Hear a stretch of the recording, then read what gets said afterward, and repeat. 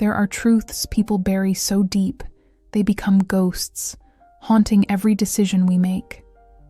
And when those ghosts finally speak, everything we thought we knew shatters. I'm going to tell you the story of Madison Ruiz and Claire Garcia, her childhood best friend, the woman who vanished without explanation 15 years ago, the person Madison could never stop loving, even when she tried. Madison returned to the family house in Salem after her mother's sudden death. In a room that had been sealed for 15 years, she found a leather journal hidden behind a locked closet. On the first page, written in Claire's unmistakable handwriting, she read her own name, followed by a confession that stopped her heart. The next day, Madison drove 7 hours to Portland, to a bookstore called The Forgotten Word. And when she pushed open that door and saw Claire behind the counter, when their eyes met after 15 years of silence, Madison knew that what she'd felt at 23 had never died. That what Claire had written in that journal was only the beginning, because what Madison's mother buried, what Claire hid, what 15 years of separation couldn't destroy, was a love so forbidden it had nearly destroyed her own aunt 40 years earlier. A love that now demanded to be lived. This isn't just a story about reunion. It's a story about silenced love, about family secrets that echo across generations, and about two women who must choose between the fear they inherited or the love that was always theirs. Stay with me until the end to discover this story. See you soon. Some things should never be read. Madison knew this the instant her fingers brushed against the leather-bound journal hidden behind the sealed closet.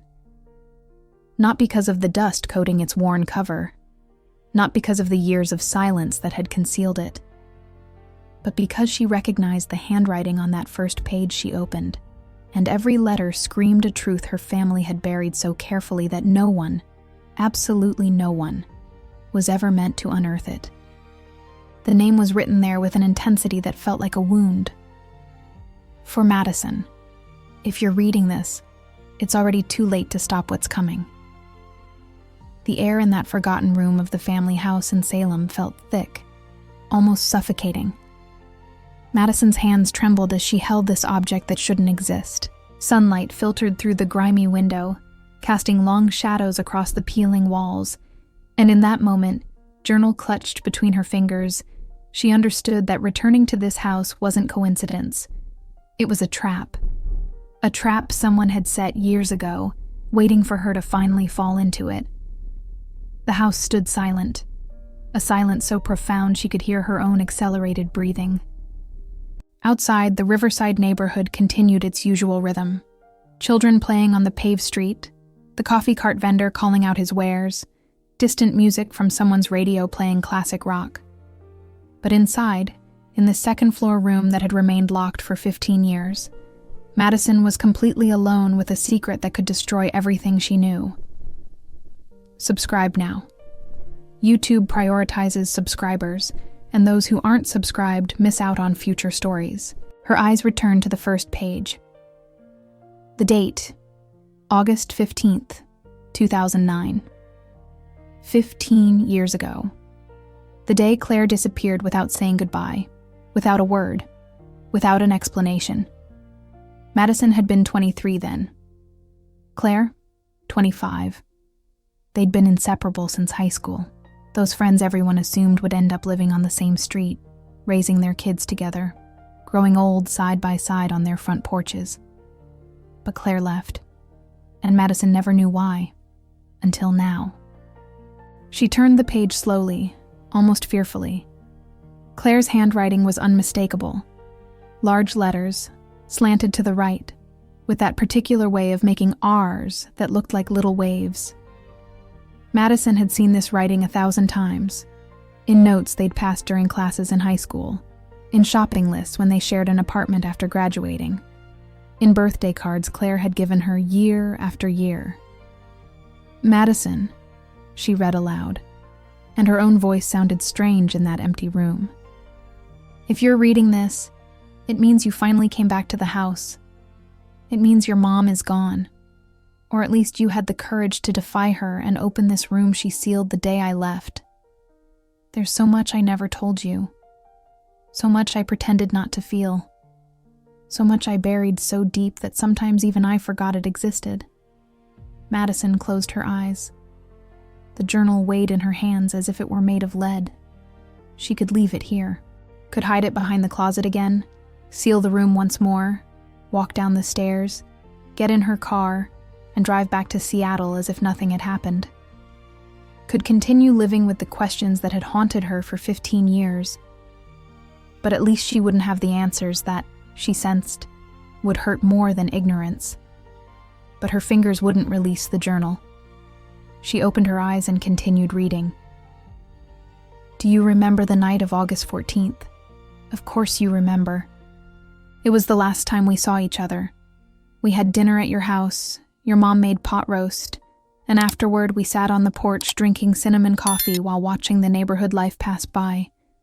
You asked why I was so quiet. I told you I was tired. I lied. I was terrified. Because that night, when you looked at me and smiled while telling me about the new job you'd gotten at Mr. Richardson's bakery, I knew I couldn't keep pretending, couldn't keep hiding, but I also couldn't tell you the truth. Not in this house. Not in this neighborhood, not in this life we were given to live. Madison's voice broke as she read the last sentence. She had to stop, breathe deeply, wipe away tears that had started rolling down her cheeks without her noticing. There was something in those words that was breaking something inside her, something she'd kept closed for 15 years. Outside, the sun began to set. Golden afternoon light entered through the window, illuminating dust particles floating in the air. Madison sat on the old wooden floor, her back against the wall, and continued reading. Madison, I loved you. Not the way friends are supposed to love each other. I loved you in the way I was taught to hide, to deny, to bury so deep I couldn't even admit it to myself most of the time. I loved you silently for years. Every time we stayed up late talking about our dreams, every time we walked through downtown Salem on Sundays, eating ice cream and laughing at silly things, every time your hand brushed mine, and I pretended not to feel that electric shock that ran through my entire body. Madison dropped the journal onto her lap. Her hands were shaking so badly she couldn't hold it. Her heart pounded so hard she could hear it in her ears. The room seemed to spin around her, and for a moment she thought she might faint. Claire had loved her. Claire had loved her that way. The same way Madison had buried deep within herself, convincing herself year after year that it was just confusion, just the intensity of a deep friendship, just her imagination creating things that didn't exist. But they existed. They'd existed all along. She stood with difficulty, legs barely supporting her. She walked to the window, needed air, needed to see something beyond these four walls that suddenly felt like a prison. From here she could see the riverside neighborhood extending toward the horizon. Victorian houses in pastel colors, shingled roofs, the church steeple of St. Francis shining under the setting sun. This was where she'd grown up, the place where she'd learned what was right and what was wrong. The place where women married young, had children, took care of their families and homes. The place where loving another woman wasn't just unacceptable. It was invisible. So invisible that Madison had managed to convince herself for years that what she felt for Claire wasn't real. But it was, and Claire had known before she did. She returned to the journal, picked it up from the floor with trembling hands. She had to keep reading. Had to know. The night of August 14th, after I left your house, I walked to the cathedral. I sat on the steps, alone, watching the city prepare for sleep. And I made a decision. I couldn't stay. Couldn't keep pretending. Couldn't keep seeing you every day, smiling at you, acting like we were just friends when every fiber of my being screamed that I loved you in a way this place would never accept. Madison felt something break inside her chest. 15 years of unanswered questions finally finding their answers, and each one hurt more than the last. So I left. The next morning, early, before anyone woke up. I talked to your mom the night before, told her I had to go, that I'd gotten a job in Portland, that it was an opportunity I couldn't refuse. Asked her not to tell you anything until after I'd left. Asked her to seal this room, keep my things, maintain everything as it was in case I ever returned. She agreed. But not because she wanted to help me. She agreed because I told her the truth. I told her what I felt for you, and I told her that if I stayed, if I remained close to you, eventually you'd realize. Eventually we'd be discovered. And that would destroy your life. Tears flowed freely down Madison's face now.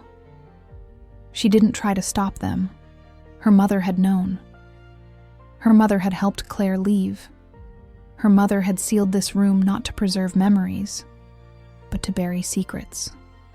Your mom made me promise I'd never come back, that I'd never contact you, that I'd let you live the life you were supposed to live.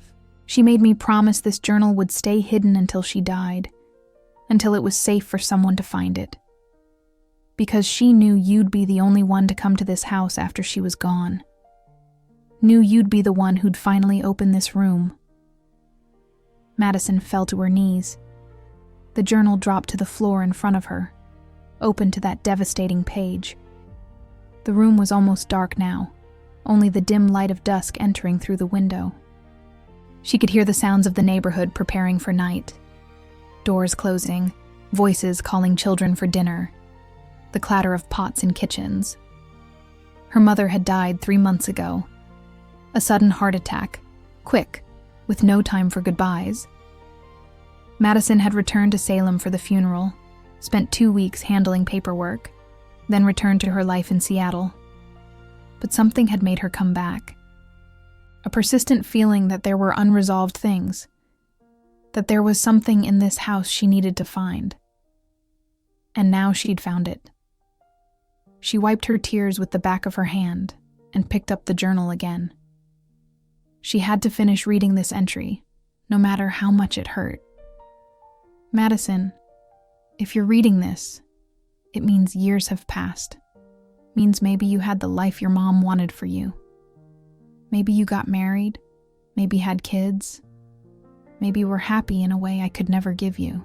But I need you to know something. I need you to know that leaving was the hardest thing I've ever done. And I need you to know that not a single day passed without me thinking of you. Not a single day without wondering if I'd made the right decision. Not a single day without wishing I could return. Madison closed the journal abruptly. She couldn't continue. Not yet. She stood slowly. Her legs were numb from sitting so long on the hard floor. She left the room, went down the stairs almost running. Needed to get out of that house. Needed air. Needed space to process what she'd just read. She went out to the porch. Night had fallen completely over the riverside neighborhood. Lights from neighboring houses created small circles of warmth in the darkness. Madison sat on the entrance step, breathing deeply, trying to calm the hurricane of emotions tearing her apart inside. Her life had been a lie. Not all of it, but a large part. She'd spent 15 years convincing herself that Claire had simply left because she wanted something more, something better than what Salem could offer. She'd never suspected the truth. Never allowed her mind to go to that dark place where the real questions lived. But now the questions were there, screaming, demanding answers. Why had her mother done that? Why had she helped Claire leave instead of what? Of allowing Madison to face her own feelings? Of letting Madison make her own decisions? She got up and went back into the house, climbed the stairs with firm steps, entered the room, picked up the journal. This time she wasn't going to run. This time she was going to read to the end, no matter what she found. There's more you need to know. The entry continued. Things about your family, things about this neighborhood, things that explain why your mom reacted the way she did when I confessed what I felt for you. It wasn't pure cruelty, Madison. It was fear. A fear so deep it came from experiences she never told you about. But I know them, and they're written in this journal. Because if you're going to understand why things happened the way they did, you need to know the whole story. Not just ours, but of those who came before us. Madison felt a chill run down her spine. What else was in this journal? What other secrets had Claire kept? What did she know about her family that Madison herself didn't? She turned several pages. Some were blank. Others contained drawings, sketches of the Salem Cathedral, of the family house, of the porch where they used to sit. And then she found another entry, dated 3 months after the first. November 15th, 2009, Portland. I've been living here almost 3 months. Got a job at a bookstore downtown. It's small, old, full of old books that smell like time and forgotten stories. The owner, Mr. Albert, is a 70-year-old man who doesn't ask questions. He gave me this job without asking for references, without asking why a 25-year-old woman shows up in his city with no family, no friends, nothing but a suitcase, and eyes that can't hide she's running from something. Madison imagined Claire in that bookstore, could see her clearly, among dusty shelves, organizing books with those delicate hands that always moved with such grace. Claire loved to read. They used to spend hours in Salem's municipal library, each lost in her own book, but aware of the other's presence, of that silent connection that kept them united even in silence. I thought distance would make it easier, the entry continued. Thought that if I didn't see you every day, if I didn't hear your laugh, if I didn't feel your presence near, eventually what I feel would fade. But it's not like that. It's worse. Because now, besides loving you, I miss you with an intensity that physically hurts. My chest aches when I wake up and remember you're not a few streets away. My hands ache because I can't reach you. Everything hurts, Madison. All the time. Madison had to stop. She closed the journal and pressed it against her chest, rocking slightly, letting tears flow freely. How was it possible that so much pain, so much love, so much suffering had existed all this time, and she hadn't known? How was it possible that two people who loved each other so much had been forced to live separate lives, incomplete lives, because of fear of others' violence? But while she cried, while she let herself feel the full weight of pain and loss, something else began to grow inside her. Something she hadn't felt in a long time. Maybe never. Rage. Rage against the world that had done this to them. Rage against the men who had beaten Eleanor and Patricia. Rage against a society that punished love when it didn't fit its arbitrary rules. Rage against her mother for making decisions for her without giving her the chance to choose. Rage against Claire for having accepted leaving without fighting. Rage against herself for having been so cowardly for so long that she hadn't even allowed herself to recognize what she really felt. She wiped her tears forcefully. She stood up. Walked around the room, the journal still in her hands. She needed to do something with this rage. Needed to channel it toward something productive. She looked at the journal. It had hundreds of pages, many still unread. And somewhere in those pages she sensed there was more than just confessions of love and pain. There were clues, information, maybe even instructions on how to find Claire. Because of one thing she was certain. Claire had left this journal here knowing Madison would eventually find it. And if she'd left it, if she'd documented 15 years of her life in these pages, it was for a reason. It wasn't just so Madison would know the truth about the past. It was for something more. She opened the journal again, this time with more determination. Started turning pages faster, scanning dates, looking for patterns. Entries were irregularly spaced, sometimes several in 1 month. Sometimes months passed without any entry. But all followed a pattern. Claire wrote about her life in Portland, about her work at the bookstore, about the people she met. And always, she came back to Madison. She found an entry dated almost 2 years later. June 17th, 2012. It's been almost 3 years since I left. 3 years since the last time I saw you. And I still love you with the same intensity as that night of August 14th. Maybe more. Because now I know with certainty that what I feel isn't something that's going to disappear. It's not a phase. It's not confusion. It's real love. Deep. The kind that lasts a lifetime. Madison felt her heart race. 3 years, and Claire still loved her. Would it still be like that now? After 15 years? Or would she have finally moved on, found someone else, built a life that didn't include the ghost of an impossible love? I met someone, the entry continued, and Madison felt as if someone had punched her in the stomach. Her name is Laura. She works at the cafe across from the bookstore. She's kind, smart, funny. She asked me out and I accepted because I thought maybe it was time to try moving on.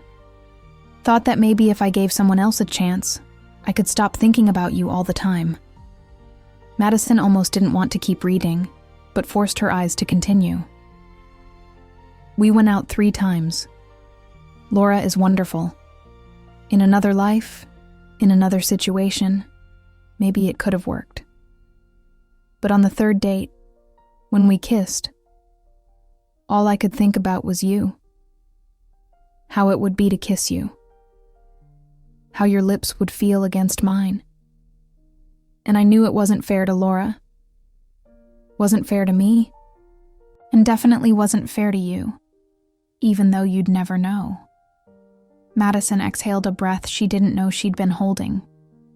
She didn't know whether to feel relieved or sadder that Claire had been so trapped in her love for her that she hadn't even been able to move on. I told Laura the truth. Told her I was in love with someone else. Someone from my past. Someone I'd probably never see again.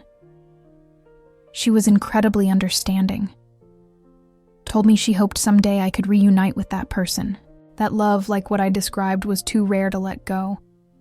She has no idea how impossible that is. No idea that the person I love doesn't even know I love her.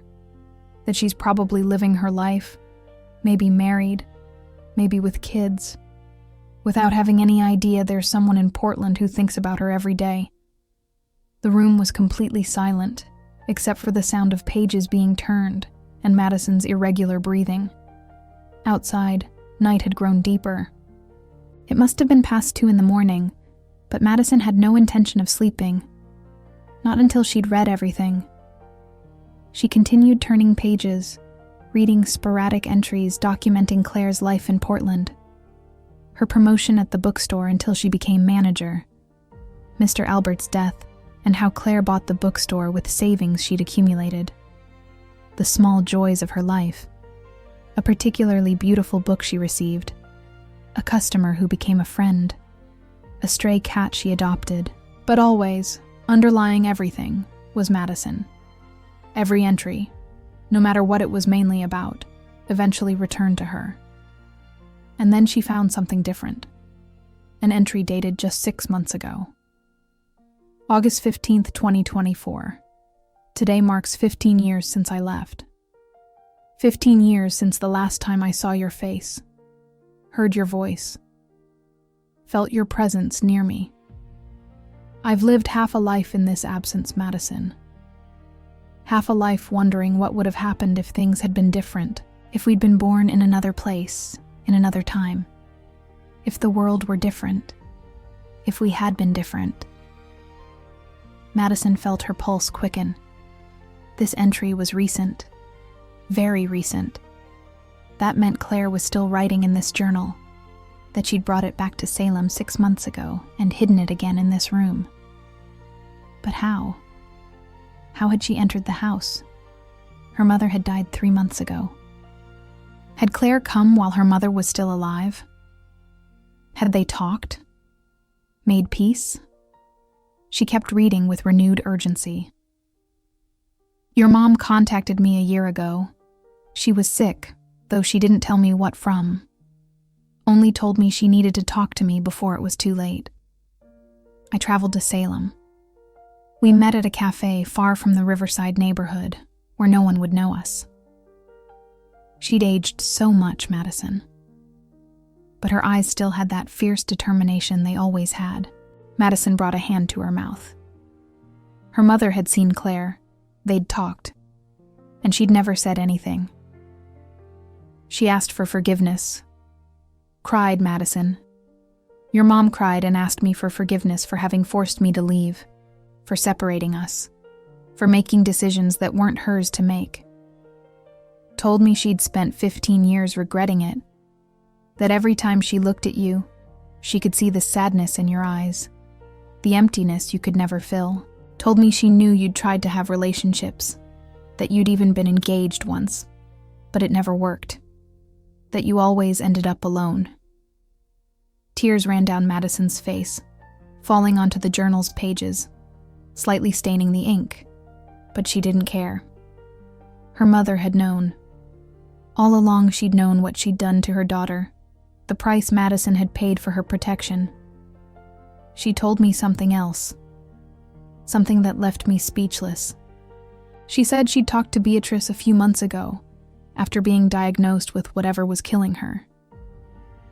Beatrice told her that Eleanor, before dying, had told her something. Had told her that her greatest regret wasn't having loved Patricia, wasn't what had been done to her. It was having allowed that fear to control her for the rest of her life.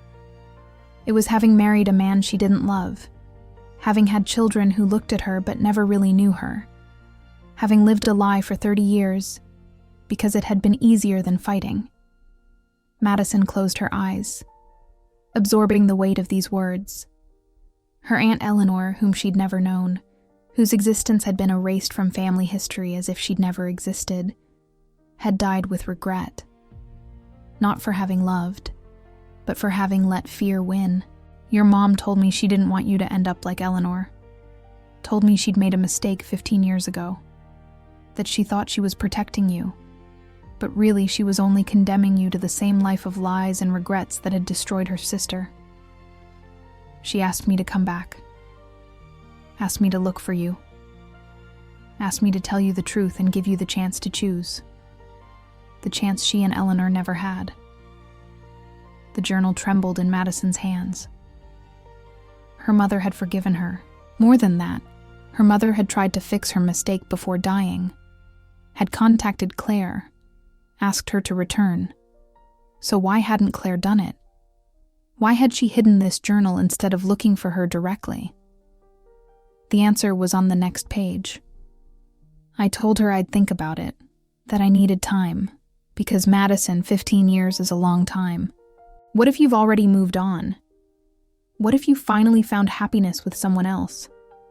What if I show up out of nowhere and destroy the peace you might have built? I had no right to do that. No right to burst into your life after so long just because your mom gave me permission. Madison wanted to scream. Wanted to scream that there was no peace. That there had never been peace. That the 15 years had been an emotional desert she'd crossed with difficulty, looking for water in places where there was only sand. So I made a deal with your mom.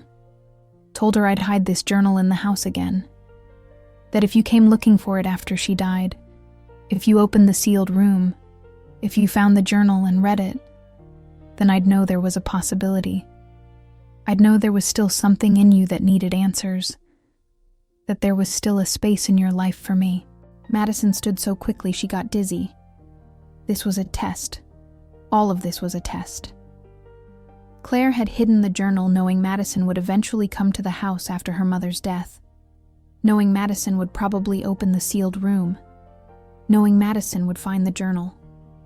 And if she found it, what would happen then? The answer had to be in the last pages. Madison turned the sheets quickly, skipping intermediate entries, looking for the most recent one. She found it, dated exactly 3 months ago, the day after her mother's funeral. November 16th, 2024. I came to the funeral. I know I shouldn't have. I know I promised to stay away. But I needed to say goodbye to the woman who, despite everything, tried to fix her mistake at the end. I stayed back among the cemetery trees. I saw you, Madison. I saw you standing by the grave, as beautiful as always, though pain was clearly marked on your face. I wanted to stay to say goodbye, but I couldn't. Not like that. Not at a funeral. Not surrounded by family and friends who'd ask questions neither of us was ready to answer. Madison had felt something that day. A presence. She'd looked around the cemetery several times, feeling someone was watching her. Thought it was paranoia, the stress of the funeral, sadness mixing with her imagination. But it had been real. Claire had been there. So instead of approaching, I returned to the house that night, entered using the key your mom had given me, went up to the room, and wrote this, the last entry, the one that will decide everything. Madison held her breath. Her hands shook so badly she could barely hold the journal. Madison, if you're reading this, it means you came, means you opened the room, means something in you needed answers. And that gives me hope. Hope that maybe, just maybe, there's a possibility for us. A possibility that your mom, despite all her fear, finally gave us permission to explore. The next line was written in larger letters, firmer, as if Claire had pressed the pen harder. I'm waiting for you. I've been waiting for 15 years. I can wait a little longer, but not forever.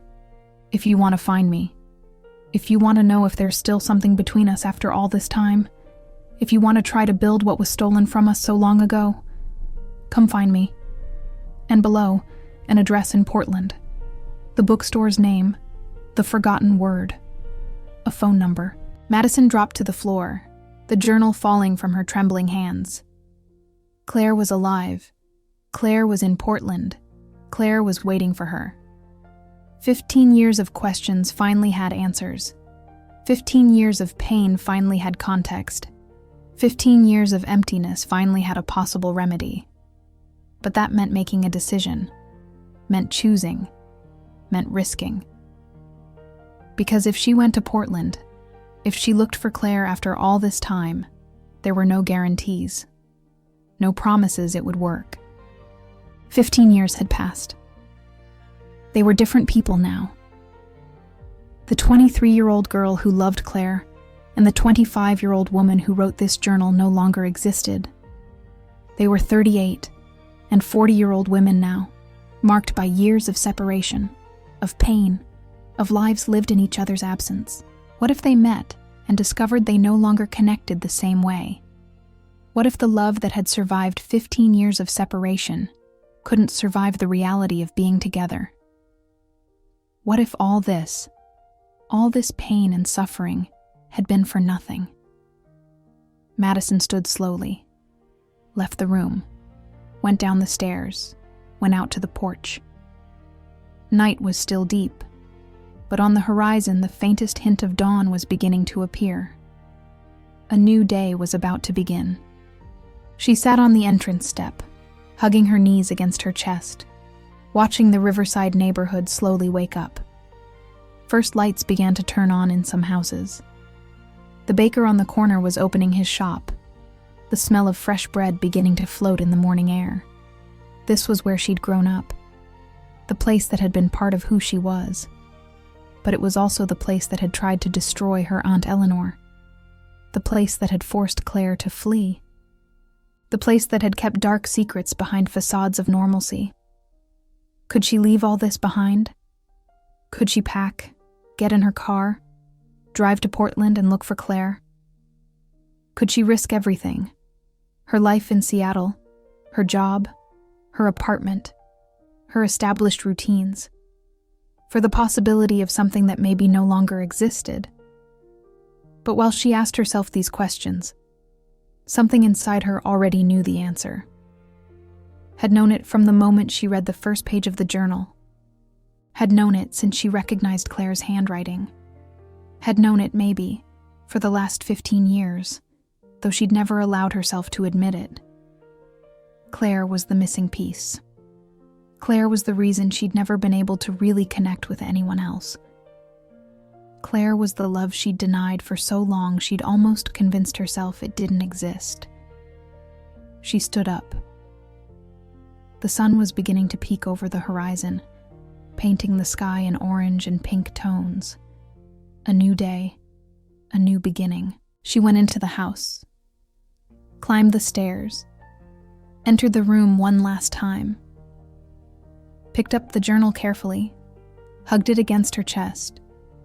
This journal had revealed secrets that had changed everything. But it had also revealed something more important. It had revealed that true love doesn't disappear. No matter how much time passes, no matter how much distance there is, no matter how many obstacles stand in the way, if it's real, if it's deep, if it's true, it survives. And the love between her and Claire had survived 15 years, had survived secrets and lies and fear, had survived separation, absence, silence, had survived everything. Now she just needed to know if it could survive the reality of being together. And there was only one way to find out. Madison went down the stairs for the last time, went to her room, started packing. She wasn't going to wait. Wasn't going to spend days agonizing over the decision. Claire had waited 15 years. She wasn't going to make her wait one more day. While she folded clothes and put them in her suitcase, her mind was already in Portland, in the bookstore called The Forgotten Word. In Claire, who was probably waking up at this moment, not knowing that today, finally, Madison had found the journal, had read the words, had learned the truth, and was going to look for her. The sun had fully risen when Madison closed the door of the family house behind her.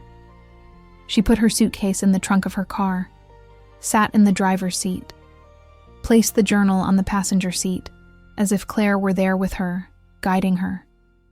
She started the engine, looked one last time at the house where she'd grown up, the house that held so many secrets, so much history, so much pain, but also the house that had given her this gift, the truth.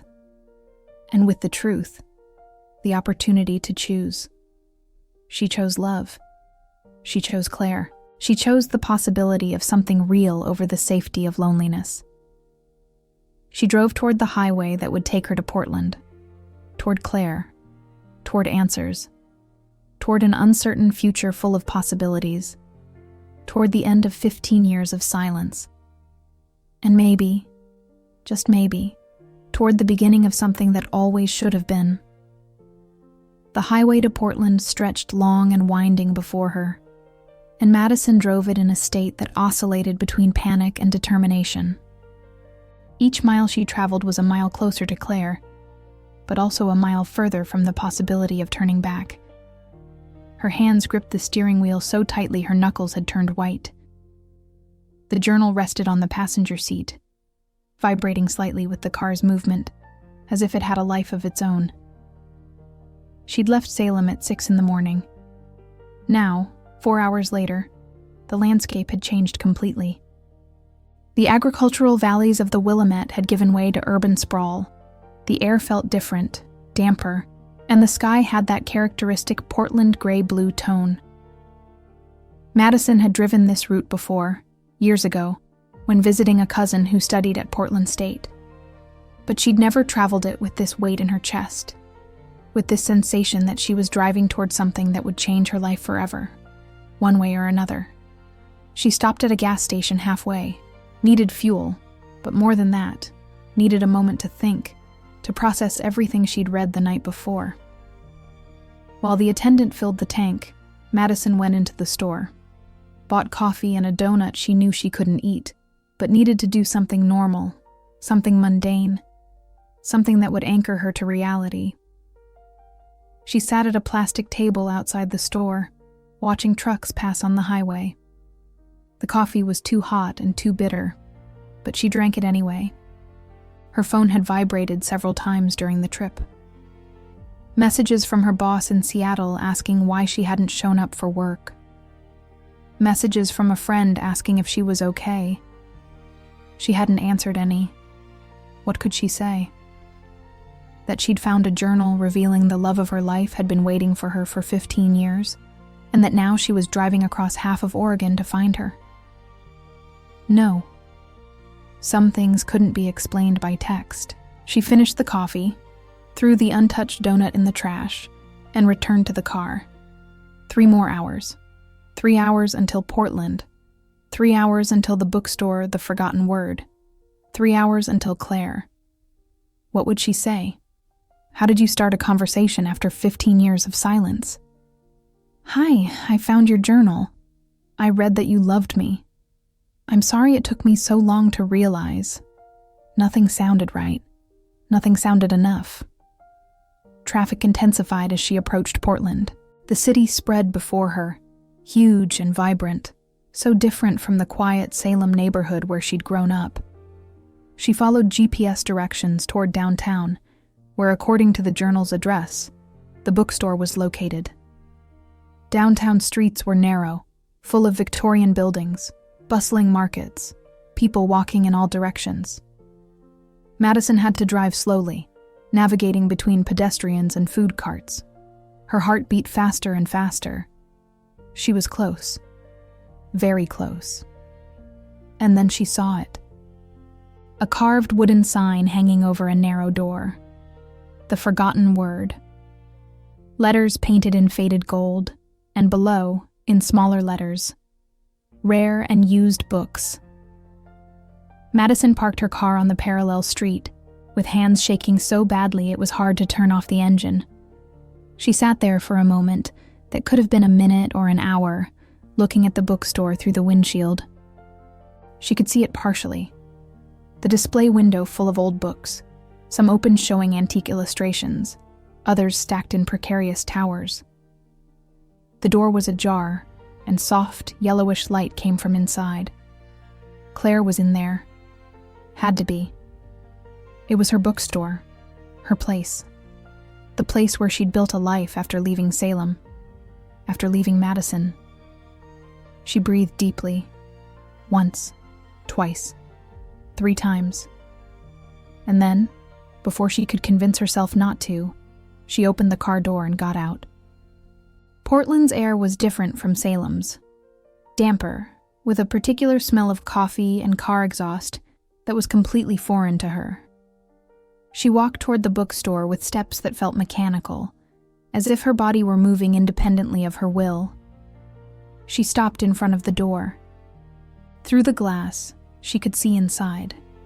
Dark wood shelves reaching to the ceiling, books in every imaginable language and era, a spiral staircase leading to a second floor, and in the back, behind an antique counter, a figure, a woman, with her back to the door. Black hair pulled into a loose braid that fell over her left shoulder. Shoulders Madison would recognize anywhere, at any time, even after 15 years. Claire. Madison pushed the door. A small bell above the frame tinkled softly, announcing her entry.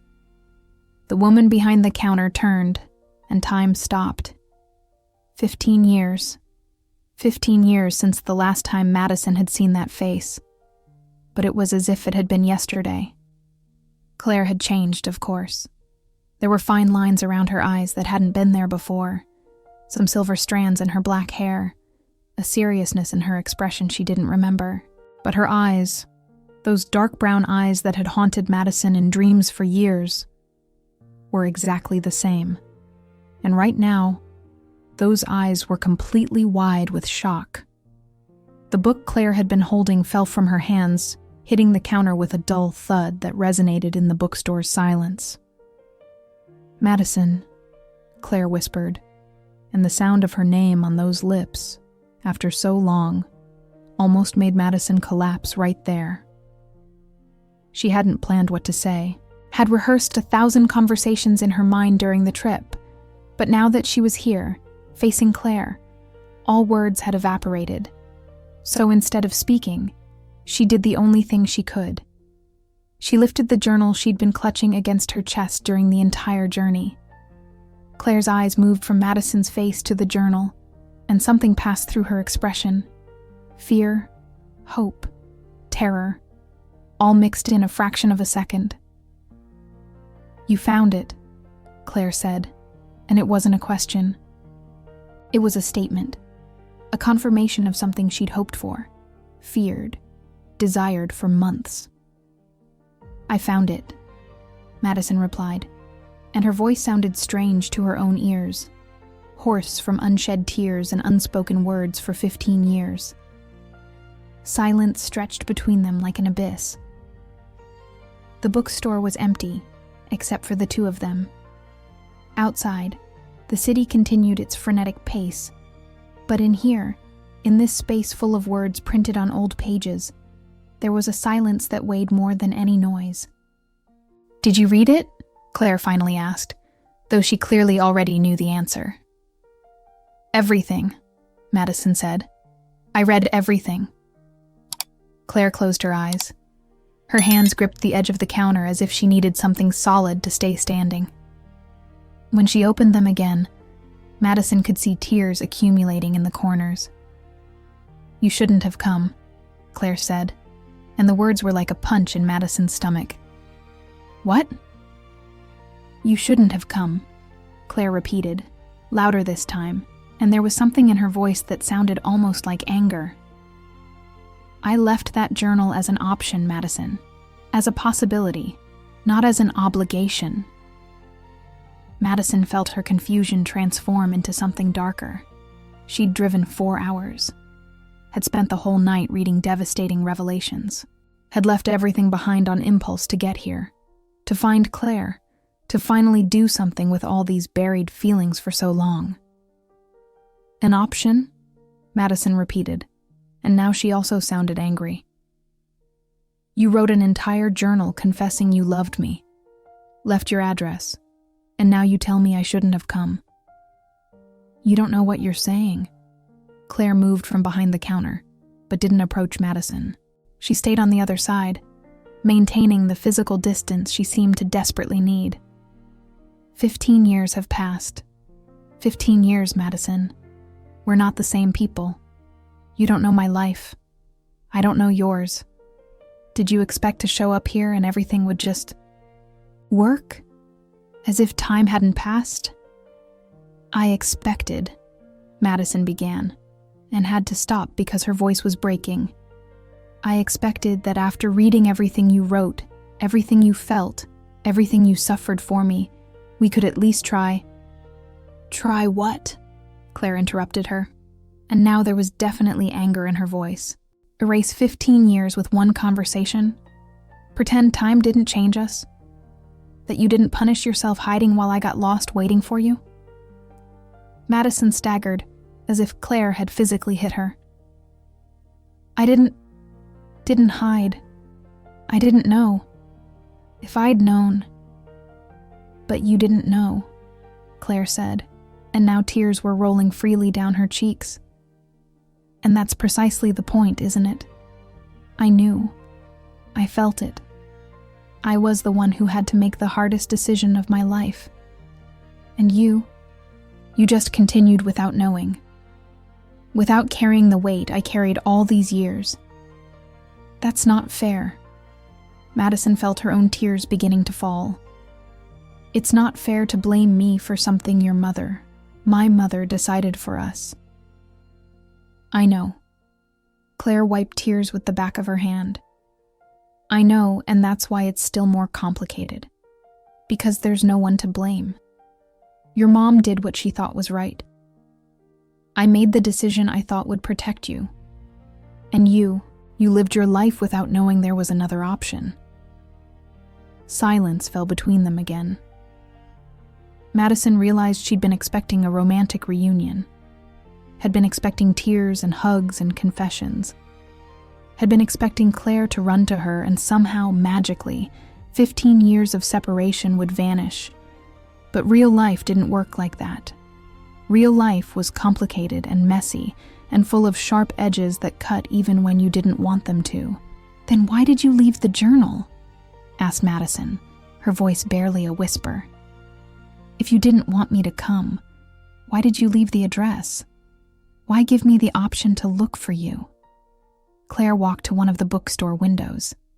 She stood there, looking at the street outside, her profile illuminated by the soft afternoon light beginning to filter through. "Because I'm a coward," she finally said. "Because I wanted you to come, but was also terrified you would. Because after 15 years of living with what if, I needed to know.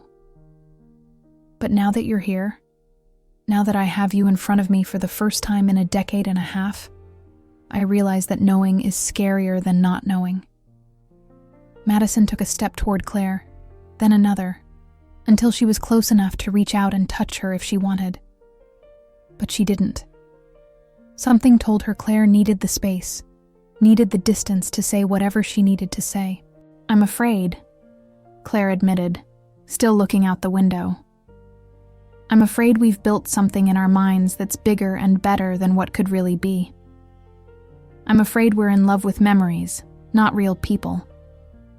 I'm afraid that if we try this, if we really try, we're going to discover what we felt 15 years ago no longer exists." "And isn't that what you came to find out?" Madison asked softly. "Isn't that why you left the journal? To discover if there's still something left?" Claire finally turned to look at her, and Madison could see all the pain, all the fear, all the hope mixed in those eyes she knew so well. "Yes," Claire whispered. "But now that we're here, now that we have to face reality instead of the dream, it's much harder than I thought.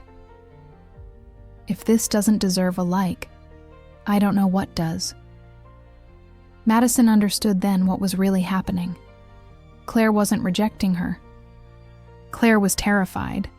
15 years of waiting, 15 years of guarded love, 15 years of contained hope, all that had created pressure so immense that now that they were finally together, Claire didn't know how to deal with it. "I don't expect it to be easy," Madison said, taking another small step toward Claire. "I don't expect it to be like in movies where we hug and everything magically resolves. But I do expect you to give me a chance to get to know you again, for you to know me, to discover together if there's still something here, or if we're really just chasing ghosts." "And if they're ghosts," Claire asked, "what if we discover what we felt was real then, but no longer is now? What if we hurt each other in the process?" "Then at least we'll know," Madison replied. "And we won't have to spend another 15 years wondering. We won't have to be like your mom, like Eleanor, living with regrets. We can choose. We can try. And if it doesn't work, if we're really too different, or if time changed us too much, at least we'll have tried." Claire stayed silent for a long moment, her eyes fixed on Madison, as if trying to read something in her face. Madison let her look. Let Claire see everything. The exhaustion from the trip, tears still wet on her cheeks, the journal she still held as if it were the most valuable thing in the world. "I don't know how to do this," Claire finally admitted. "I don't know how to pick up after so long. I don't know how to introduce myself, how to talk to you, how to be whatever we need to be for each other." "Then let's start simple," Madison suggested. "Start with basics. Tell me how you've been these 15 years. Tell me about this bookstore, about your life here, and I'll tell you about mine. And maybe, little by little, we'll find how to fit together again." Claire nodded slowly, as if processing the proposal. Then she did something unexpected. She walked to the front of the bookstore, locked the door, and turned the sign from open to closed. "If we're going to do this," she said, "we need privacy. And time. A lot of time." She climbed the spiral staircase, and after a moment of hesitation, Madison followed her. The second floor of the bookstore was different from the first. While downstairs was all shelves and books crammed onto every available surface, upstairs there was more open space.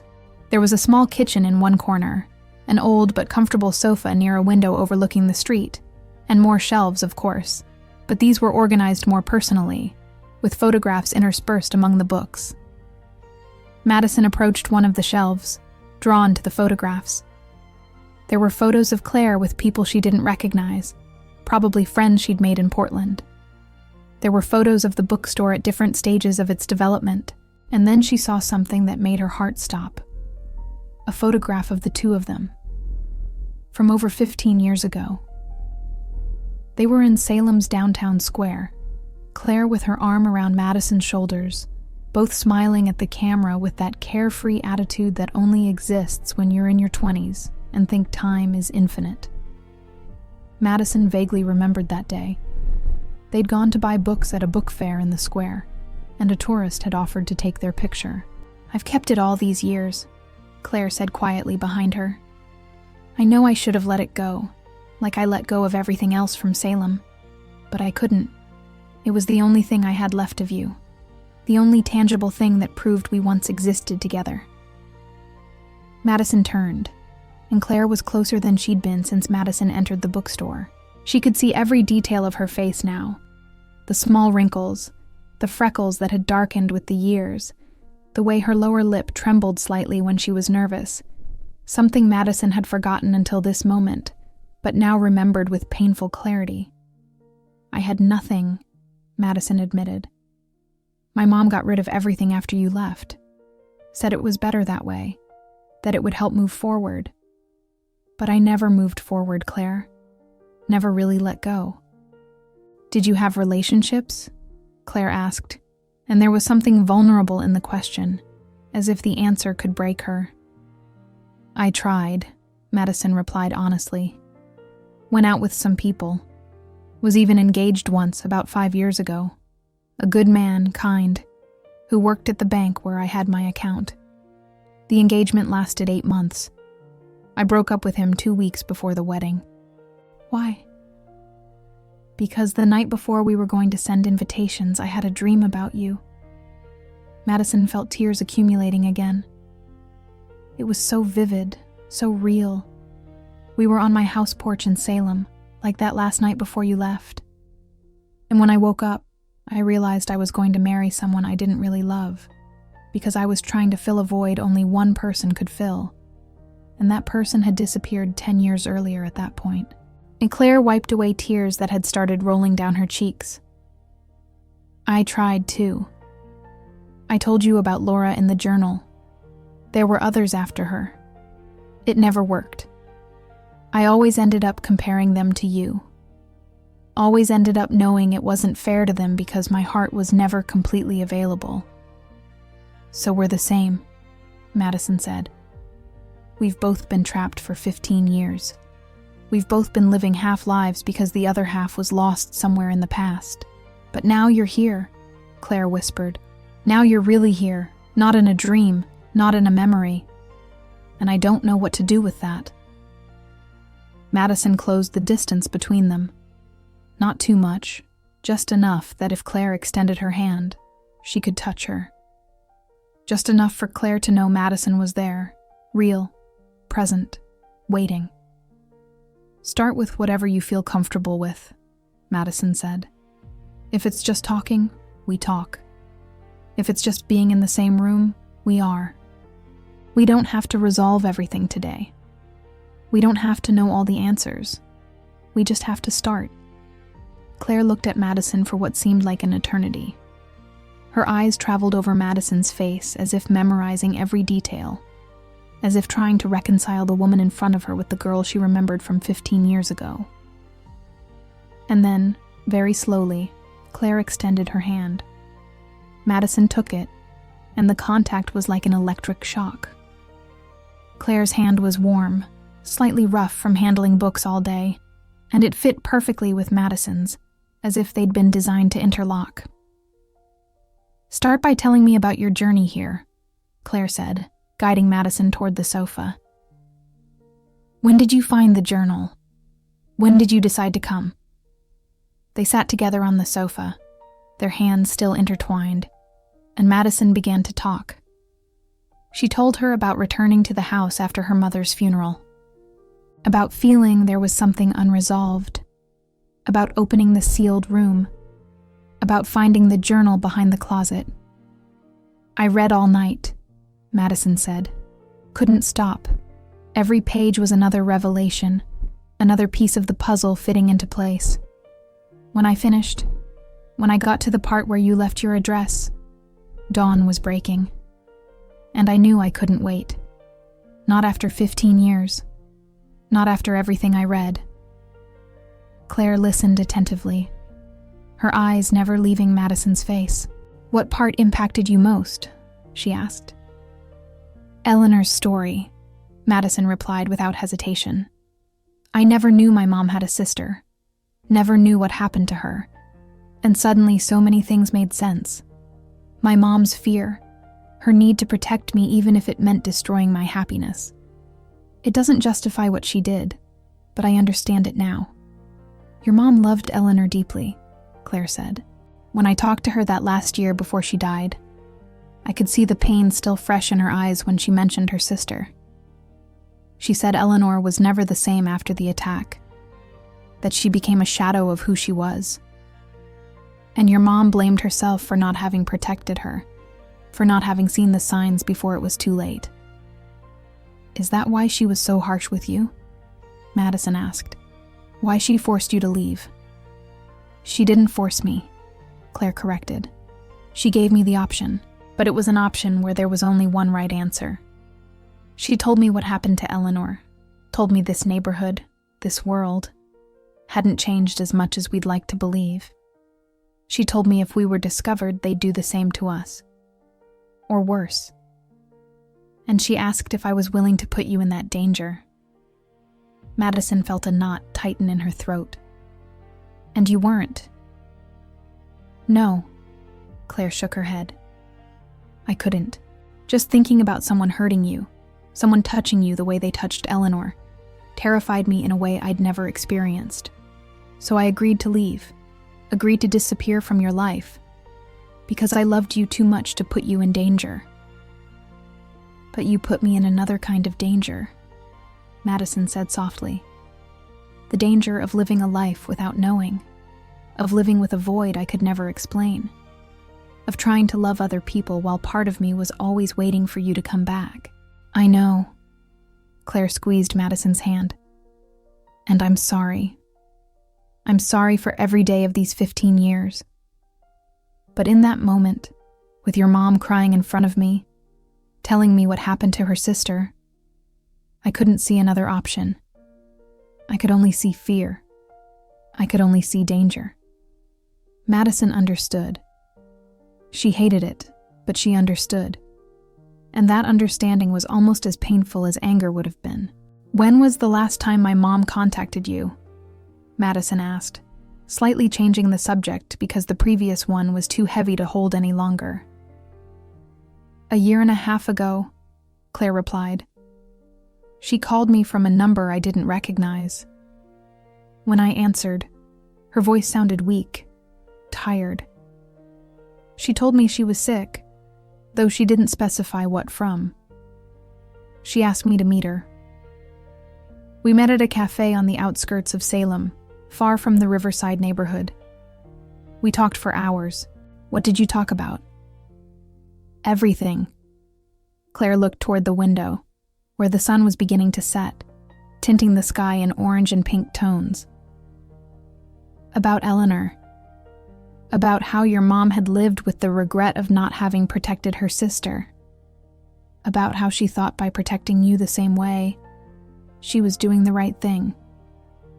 But she said after so many years of seeing you live a half-life, of seeing you try and fail one relationship after another, she realized she'd made a mistake." "A mistake?" "Yes." Claire turned back to Madison. She said by protecting you from external danger, she'd condemned you to internal danger.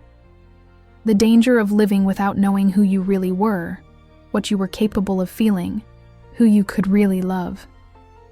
She said Eleanor died twice, once when they beat her, and again when she gave up and settled for a life she didn't want. And she wasn't going to let you die the same way. Tears rolled freely down Madison's cheeks now. Her mother had understood. In the end, she'd understood the cost of her protection, and she'd tried to fix it before dying. That's why she gave me permission to leave the journal, Claire continued. She told me if you died without knowing the truth, without having the opportunity to choose, she'd never forgive herself. She said she'd rather risk you getting hurt being honest than guarantee you'd get hurt living a lie. But you didn't come directly to look for me, Madison observed. You left the journal and waited. Because I was afraid, Claire admitted. Afraid you'd moved on. Afraid you didn't feel the same way. Afraid 15 years was too long and the love I felt for you had become something one-sided, an obsession on my part. So I left the journal as a test. If you found it and came to look for me, I'd know there was still a possibility. If not, I'd know it was time to finally let you go. And now that I'm here, Madison asked, what does it mean? Claire looked at their intertwined hands for a long moment before responding. It means I'm still afraid.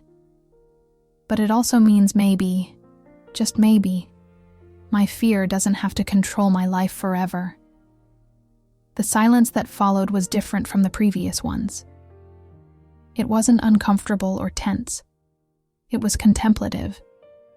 Both were processing 15 years of pain, of unrequited love, of decisions made by other people, and consequences that had marked their lives. Where are you staying? Claire finally asked. I haven't thought about it, Madison admitted.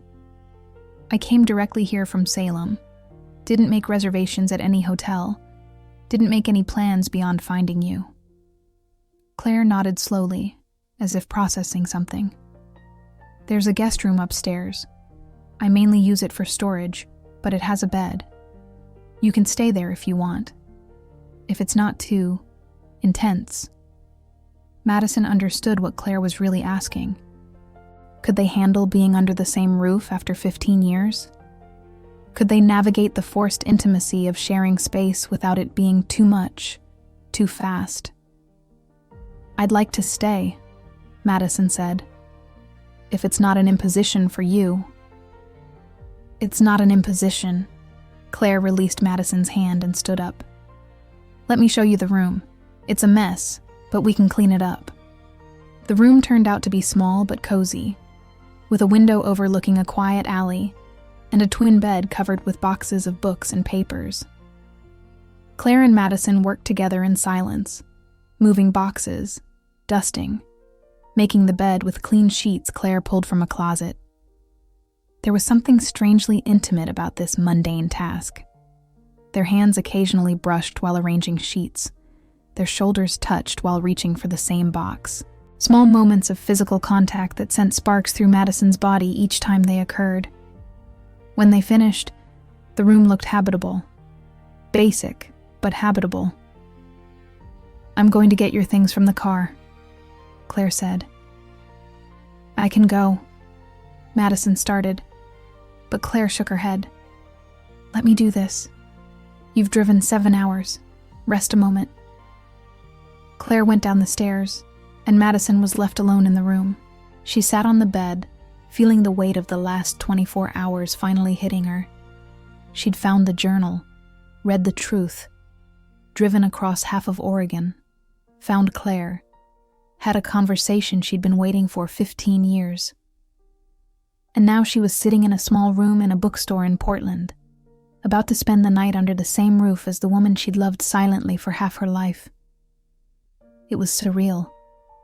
It was terrifying. It was absolutely right. Claire returned with Madison's suitcase and placed it next to the bed. I also brought the journal. It was in the passenger seat. Thank you. Madison took the journal and put it on the nightstand. It felt appropriate to have it close, this object that had started all of this. I'm going to make something for dinner, Claire said. My specialty is chicken pot pie. I hope you still like it. I still like it, Madison replied, feeling something warm expand in her chest at realizing Claire remembered that detail about her after so long. They went down together to the small kitchen on the second floor. Claire began taking out ingredients while Madison sat on a high stool, watching. There was something hypnotic about seeing Claire move through the kitchen with practiced efficiency. She chopped vegetables with precise movements, prepared the filling with herbs she measured without needing measuring spoons, all with confidence that came from years of practice. Do you cook a lot? Madison asked. It's one of the few pleasures I allow myself, Claire replied without stopping chopping. When the bookstore is closed and I'm alone up here, cooking helps me not think too much, forces me to concentrate on something physical, tangible, instead of getting lost in my head. And what would you get lost thinking about? Claire stopped for a moment, knife suspended over the cutting board. Then she continued chopping. You, mostly. What you'd be doing, if you'd be happy, if you'd think of me ever, even for a second. I thought about you all the time, Madison admitted, even when I tried not to. You were there, in the back of my mind, like a melody I couldn't shake. When did you know? Claire asked, putting onions in a hot pan where they began to sizzle. When did you realize what you really felt for me? Madison had to think about that. There had been many moments over the years where she'd had glimpses of the truth, where something inside her had tried to tell her what her conscious mind refused to admit. I think I always knew on some level, she finally said. But the moment I really admitted it was when I broke off my engagement. My ex-fiancé Robert asked me why I was leaving him. I owed him an explanation after 8 months, and I told him the truth. Told him I was in love with someone else, someone from my past, someone I'd probably never see again. He asked if it was a man, and I couldn't answer. And in that silence, I finally admitted it. It wasn't a man. It was a woman. It was you. Claire turned from the stove to look at Madison, her eyes shining with unshed tears. What did he say? He was surprisingly understanding. Madison laughed without humor. Said he'd always felt part of me was somewhere else. That he never had me completely. He thanked me for finally being honest and wished me luck finding you. He had no idea it was impossible. Or at least, I thought it was. Claire returned to focusing on the food, adding shredded chicken to the pan with onions. The aroma filled the kitchen, rich and tempting. And your family? Claire asked. Does anyone else know? Only my cousin Sophia, Madison replied. After I broke up with Robert, I stayed with her in Seattle for a few weeks.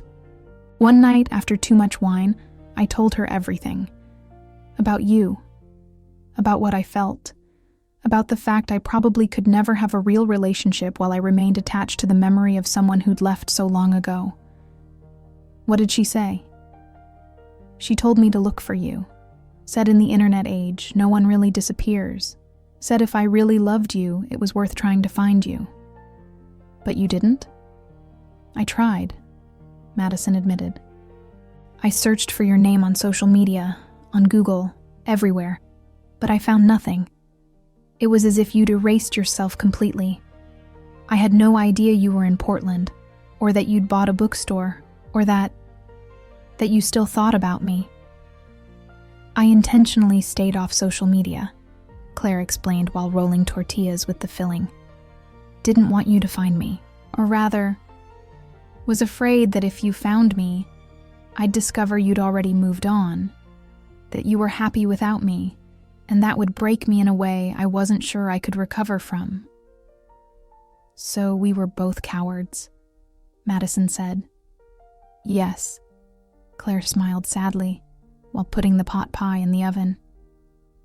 We were both so scared of being hurt that we kept ourselves hidden, and in the process we missed out on 15 years we could have had together. But we're here now, Madison said. That has to count for something. Yes.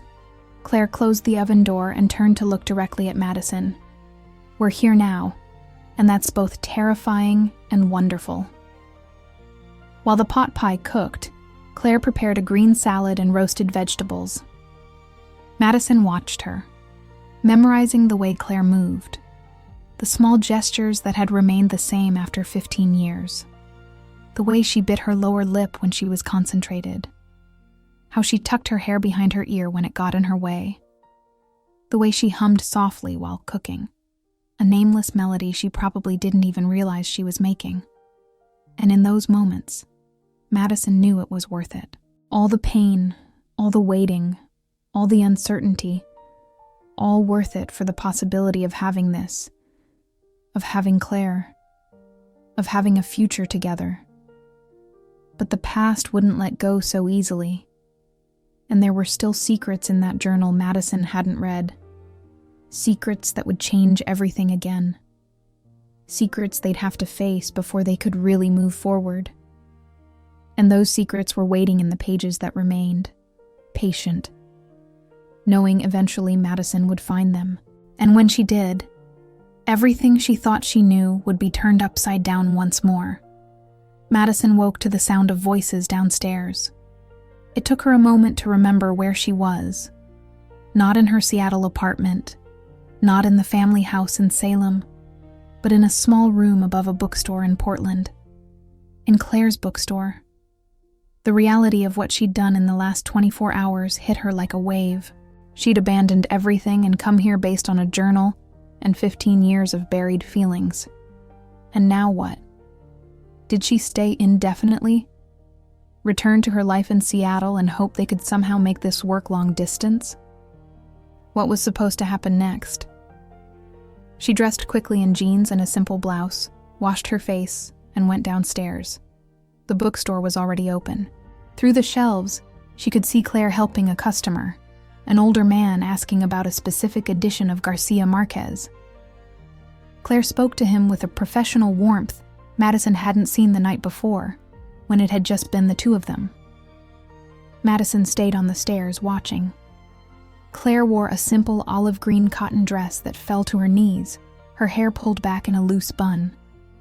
She looked comfortable, in her element, moving among the shelves with the familiarity of someone who knew exactly where each book was. When the customer left with his purchase, Claire finally noticed Madison on the stairs. Something crossed her face, nervousness, discomfort, before she smiled. "Good morning. Did you sleep well?" "Yes," Madison replied. "Better than I expected. There's coffee upstairs, and pastries I bought this morning." "Thank you." An uncomfortable silence settled between them. It was strange, this dance of forced politeness between two people who had once been so close they didn't need words. Now every exchange felt calculated, careful, as if both were walking on broken glass and trying not to cut themselves. "I have to work today," Claire finally said. "The bookstore opens from 10 to 8. But if you want, you can stay upstairs, or explore the city, or, I don't know, whatever you want to do." Madison felt a pang of something that could have been disappointment or maybe frustration. She'd expected... what? That Claire would close the bookstore and they'd spend the day talking? That somehow the world would stop just because they were finally together? But real life didn't work like that. Claire had a business to run. Madison had a job she'd disappeared from without notice. Both had responsibilities that couldn't simply be abandoned because their hearts wanted something different. "I understand," Madison said. "I'll call my work, explain I need a few days, and then I guess I'll see the city." "Good," Claire nodded, then added more softly, "We can have dinner together tonight." There's a market nearby where I buy fresh vegetables. We could go together after I close. I'd like that. She went back upstairs and called her boss. The conversation was tense. Madison had been gone 2 days without notice, without responding to messages. Her boss had every right to be upset. Madison invented a family emergency, which technically wasn't a lie, considering all this had started with her mother's death.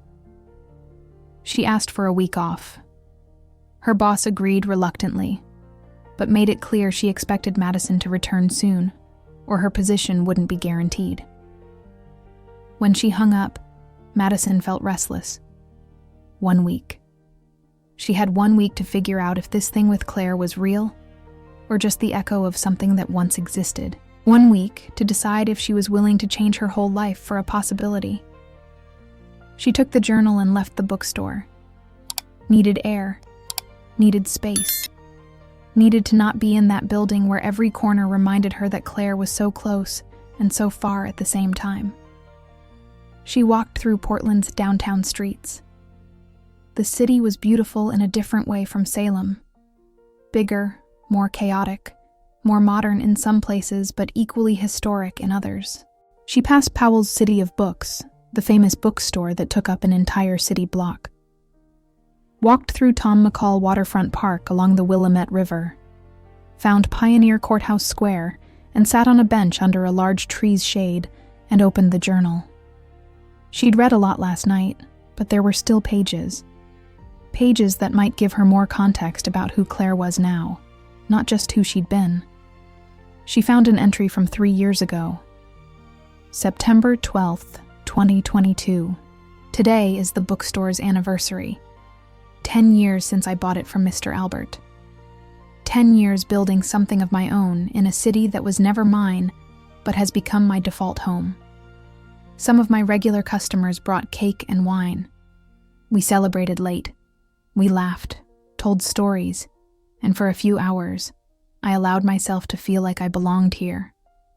But when everyone left and I closed the bookstore, I went up to my empty apartment and realized this isn't my home. It's never been. A home is where your heart is, and my heart never left Salem. My heart never left you, Madison. Madison felt tears accumulating. 10 years Claire had had this bookstore. 10 years building a life, making friends, creating something beautiful. But the whole time feeling empty inside. She turned more pages, reading sporadic entries documenting the ups and downs of Claire's life. There was joy there too. Not everything was pain. Claire wrote about books that had moved her, about deep conversations with customers who'd become friends, about her cat, a tabby named Borges, who apparently was as arrogant as his literary namesake. And then she found something that made her stop cold. March 3rd, 2023. Patricia came to the bookstore today. After all these years, after everything that happened, I finally found her. Or rather, she found me. Someone told her there was a bookstore downtown run by a woman from Oregon, and she came to investigate. When she walked in and saw me, we both immediately knew who the other was. There's something about recognizing your own pain in someone else's eyes. We talked for hours after I closed. She told me about her life after the attack, told me about Eleanor, about what really happened, about things your mom never told you because they were too painful. She told me truths that changed everything I thought I knew about that story. Madison felt her heart racing. Patricia, the woman Eleanor had loved, the woman who'd been beaten alongside Eleanor over 40 years ago. She was alive. She was here in Portland, and Claire knew her. Why hadn't Claire mentioned this last night? What truths had Patricia told Claire that were so important to write in the journal but not say aloud? She closed the journal abruptly. She had to go back to the bookstore. Had to talk to Claire about this. But when she looked at her watch, she saw it was only 2 p.m. Claire would work until 8. She'd have to wait 6 more hours. 6 hours with this new information burning a hole in her chest. She decided to keep exploring instead of going back and sitting in the room waiting. She walked aimlessly, letting the city guide her. Ended up at the Portland Saturday Market, a huge 3-story market full of stalls selling everything: clothes, food, crafts, medicinal herbs. She got lost among the aisles, absorbing sounds and smells, trying to distract herself from the whirlwind of thoughts in her head. She bought silver earrings from a vendor who insisted they'd bring her good luck and love. Madison didn't have the heart to tell her that luck had little to do with her situation. She also bought a colorful shawl that reminded her of one her mother used to wear. By the time she returned to the bookstore, it was almost 7. The store still had some customers browsing the shelves. Madison went straight upstairs, left her purchases in her room, then stood by the window, watching the street below while waiting. At 8 o'clock sharp, she heard the sound of the main door closing, the click of the lock. Footsteps on the stairs. Claire appeared, looking tired but with a soft smile when she saw Madison. "Hi, how was your day?" "Interesting," Madison replied, and there was something in her tone that made Claire's smile falter. "I read more of the journal." Claire tensed visibly. "What part?" "The part about Patricia." The silence that followed was heavy. Claire approached slowly, sat on the sofa, her hands clasped in her lap. Madison remained standing, needing the physical advantage of height at this moment. "You were going to tell me." It wasn't a question. "Yes," Claire didn't look up. "But I didn't know how. Didn't know if it was my story to tell. It's about my family. It's about my aunt. I think I have a right to know." "You're right." Claire finally looked up, and Madison could see tears accumulating in her eyes. "You have every right. But Madison, what Patricia told me, it changes things. Changes the way we see your mom, Eleanor, everything that happened." "Then tell me." Madison sat on the sofa, but maintaining distance between them. "Tell me the truths that are so painful you couldn't say them out loud." Claire breathed deeply, wiped away tears that had started to fall, and began to speak. "Patricia is 72 now. Never married, never had children. Lives alone in a small apartment on the west side of the city. When she came to the bookstore that day, I recognized her from photos your mom had shown me, though over 40 years had passed. But what impacted me most was that she still walked with a pronounced limp, still carried the physical marks of what was done to her." Madison felt nauseous, but forced her body to stay still, to listen. "We talked for hours. She told me she and Eleanor had met at the textile factory where they both worked. Eleanor was 24, Patricia 25. They fell in love slowly, cautiously, both terrified of what they felt because they knew how dangerous it was. But love doesn't ask permission, it just happens." Claire stopped, her eyes looking at some distant point, as if she could see the past projecting in front of her. They saw each other in secret for almost 2 years. Always careful, always scared, but happy too. Patricia said those 2 years were the happiest of her life, even with the constant fear, because she was with the person she loved. That was enough. "So what happened?" Madison asked, though part of her already knew. Had read it in the journal, what her mother had told Claire years ago. A neighbor saw them kissing on Patricia's porch one night. They thought no one was awake, it was almost midnight, but someone was, and that someone talked.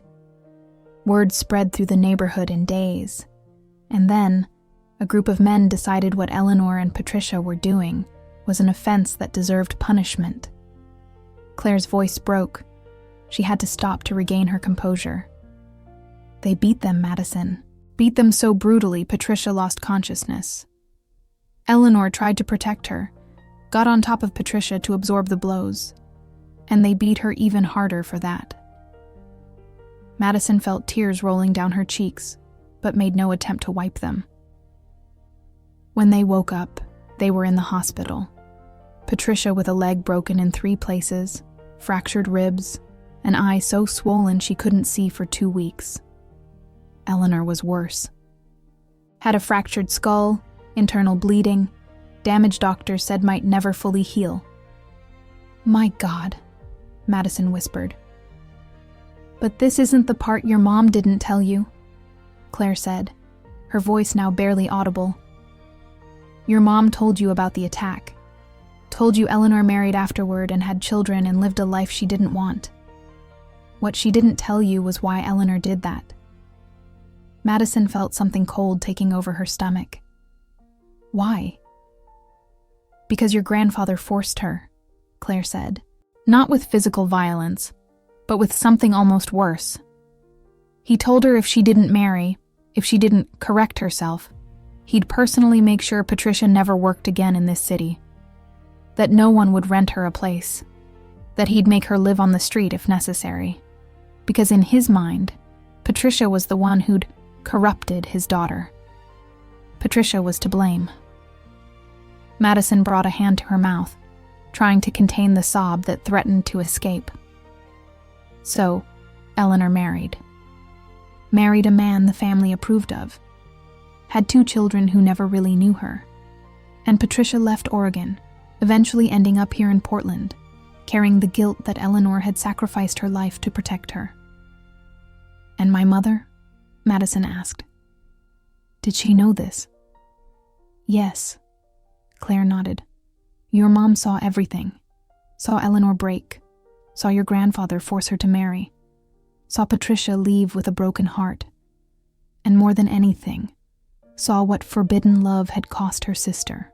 Cost her happiness, her health, her entire life.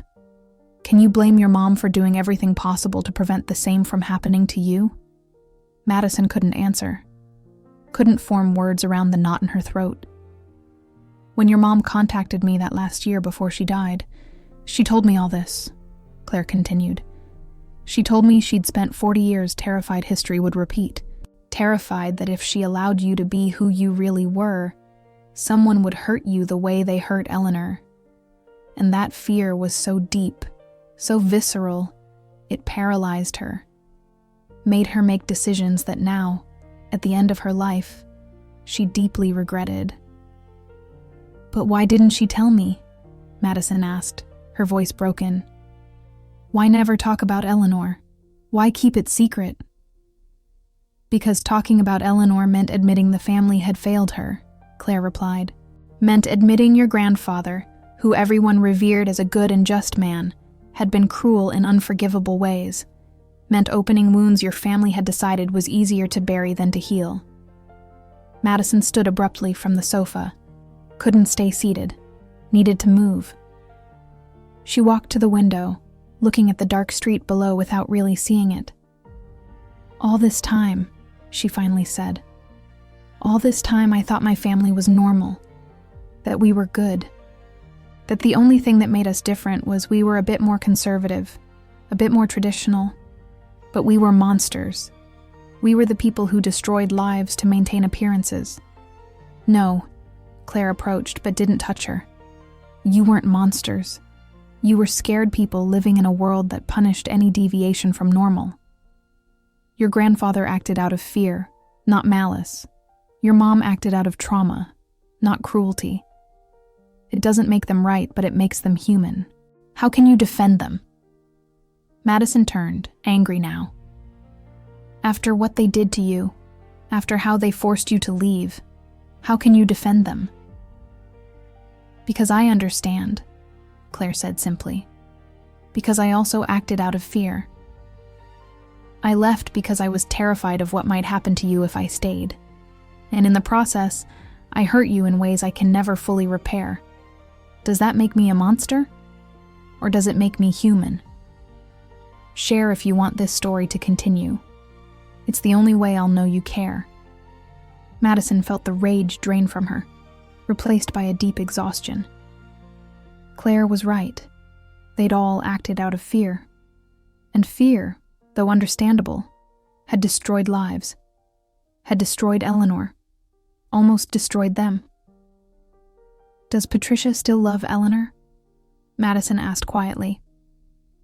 "She never stopped loving her," Claire replied. "She told me when Eleanor died 10 years ago, it was like she could finally breathe for the first time in decades. Not because she was glad Eleanor died, but because Eleanor was finally free from the suffering, free from the life she hadn't chosen. And Patricia said if there's anything after this, if there's some place where souls go, Eleanor would finally be waiting for her, and they could have the life they were robbed of here." Tears flowed freely down Madison's face now, for Eleanor, for Patricia, for her mother, for Claire, for all the women who'd loved other women and paid impossible prices for it. "I want to meet her," Madison said suddenly. "I want to meet Patricia. I want to hear her story in her own voice." Claire nodded. "I can arrange that. She comes to the bookstore once a month. She likes a specific poetry edition I get from a distributor. I can call her, ask if she'd be willing to meet you." "Do it," Madison said. "Please." That night they had dinner in silence, both lost in their own thoughts. Madison couldn't stop thinking about Patricia, about Eleanor, about 40 years of suffering caused by a love that should have been celebrated, not punished. After dinner, Claire made the call. Patricia agreed to meet Madison the next day at the bookstore after closing hours. Said she'd been waiting a long time to talk to someone from Eleanor's family, that there were things she needed to say. Madison spent that night awake, staring at the ceiling, processing everything she'd learned. Her family wasn't what she thought. Her history wasn't what she'd been told. And somehow, that made what she and Claire shared even more precious. Because they had the chance Eleanor and Patricia never had. The chance to choose. The chance to try. The chance to not let fear win. The next day, Madison spent her time at the bookstore with Claire. They didn't talk much, but there was a new understanding between them. A shared comprehension of the gravity of what they were trying to do. It wasn't just about them.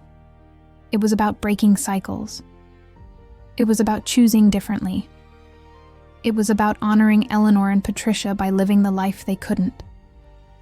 At 8 o'clock sharp, when Claire closed the bookstore, there was a knock at the door.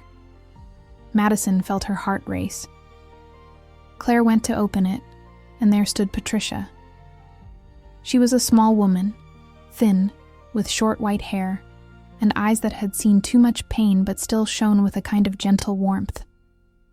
She walked with a cane, her left leg dragging slightly with each step, but she held herself upright, with a dignity suffering hadn't been able to steal. "You must be Madison," Patricia said, her voice surprisingly strong for someone so fragile in appearance. "You look so much like your aunt. Same eyes, same mouth." Madison didn't know what to say. She looked at this woman who'd paid such a price for loving, and suddenly all the words she'd rehearsed evaporated. "Thank you for coming," she finally managed to say. "Thank you for wanting to listen," Patricia replied. "Not many people want to hear the stories of old women about lost loves from 40 years ago." Claire made tea, and the three of them sat on the second floor. Patricia settled on the sofa with a sigh of relief, as if simply sitting took effort. "I don't know where to start," Madison admitted. "Claire told me what happened, but I want to hear it from you. I want to understand." Patricia smiled sadly. "Understand. That's an interesting word. I've spent 40 years trying to understand why the world is the way it is. Why loving someone of the same gender is seen as a sin when it feels like the most natural thing in the world. I've never found an answer that makes sense." She took a sip of her tea before continuing. "Eleanor was the most beautiful person I've known. Not just physically, though she was, but beautiful in her spirit. She had a way of seeing the world that was gentle and compassionate even when the world wasn't gentle with her.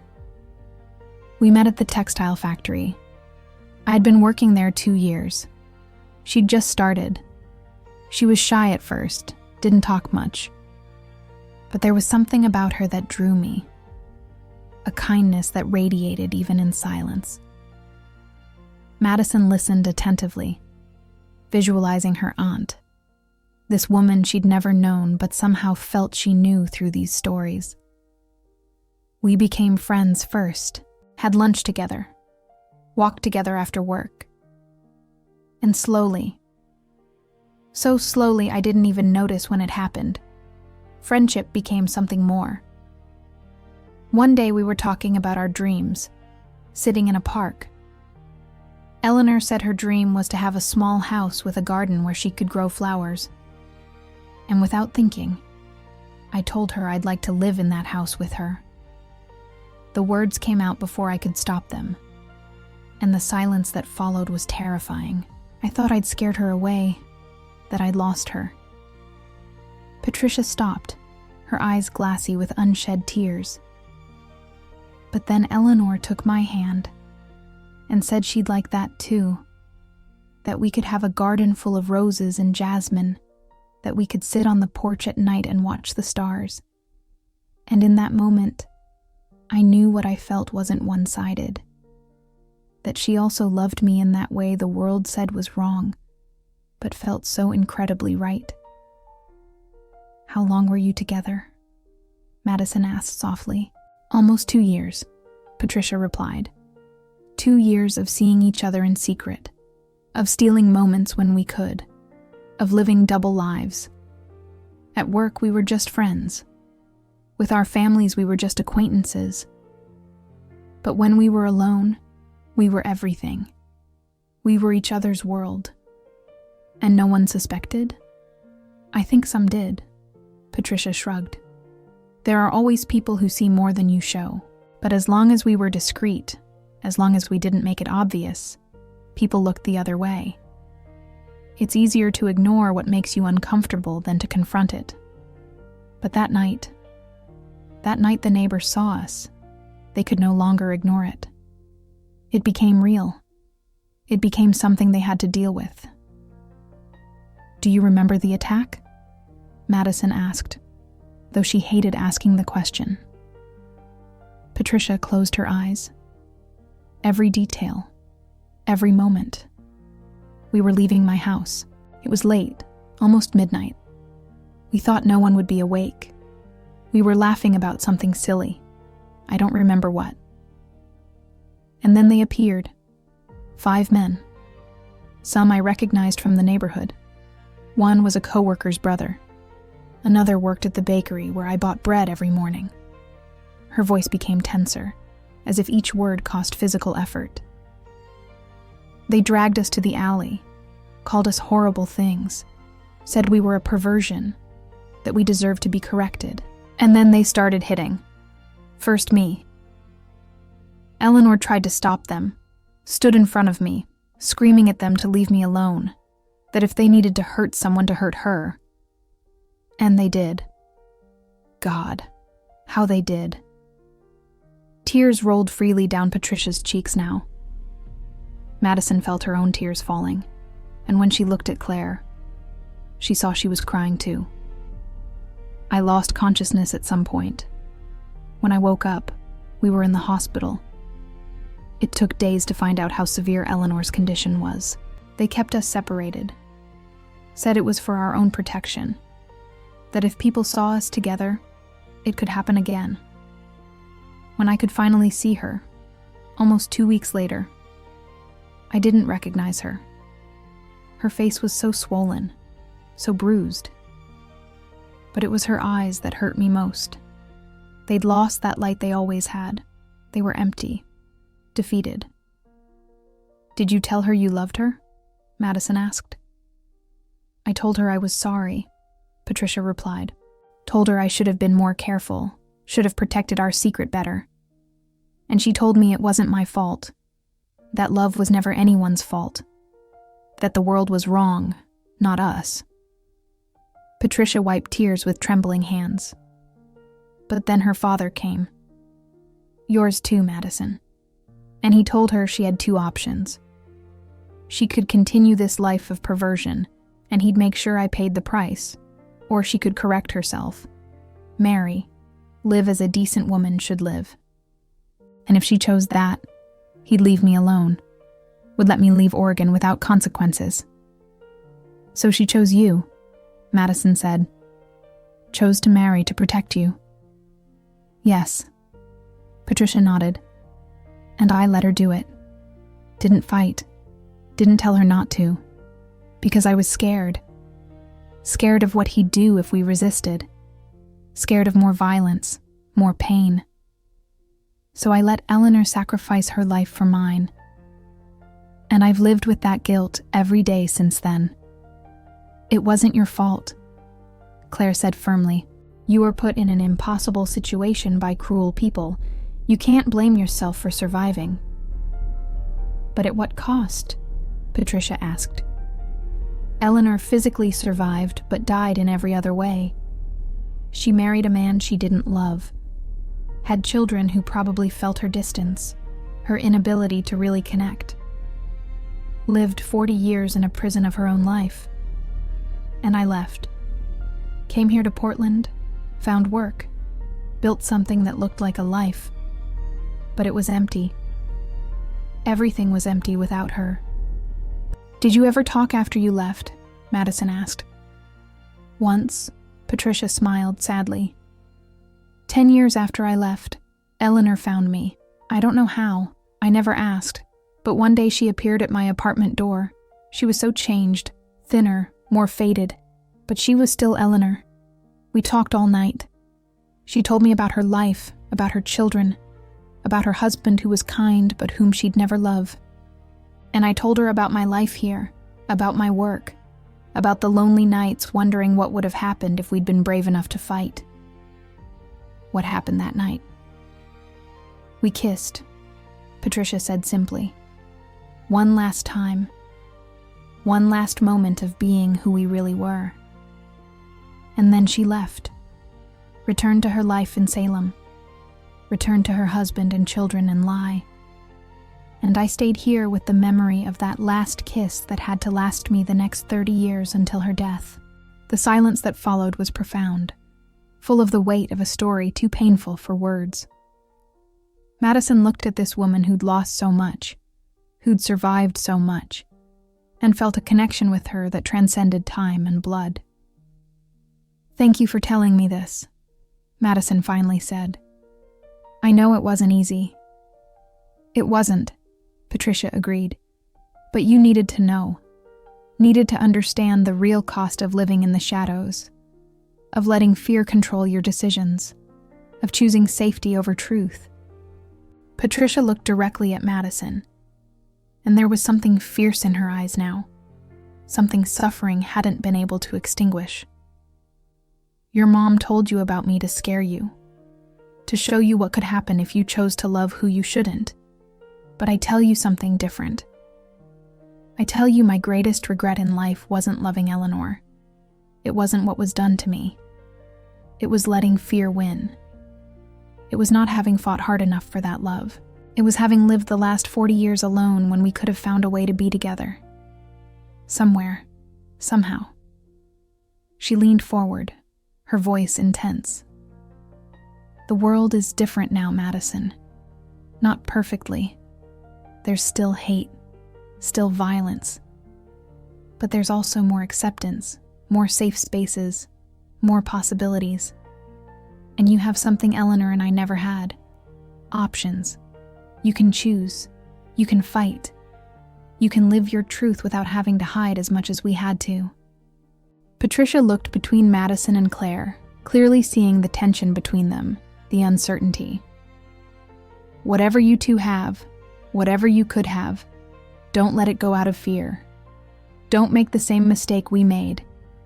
Because I promise you, living with regret is much more painful than living with the consequences of being brave. After Patricia left, Madison and Claire sat in silence for a long time. Patricia's words floated between them, a challenge and a warning at the same time. I don't want to end up like her, Madison finally said. Don't want to spend 40 years wondering what would have happened if I'd been brave enough." "Me neither," Claire replied. "But I also don't want us to rush into something just because we're scared of regretting it." Patricia's right about many things. But she also loved Eleanor for years before they were separated. We haven't seen each other in 15 years. We're barely starting to know each other again. "Then let's get to know each other," Madison said. "Without rushing, without expectations. Just let me stay. Let me be here with you.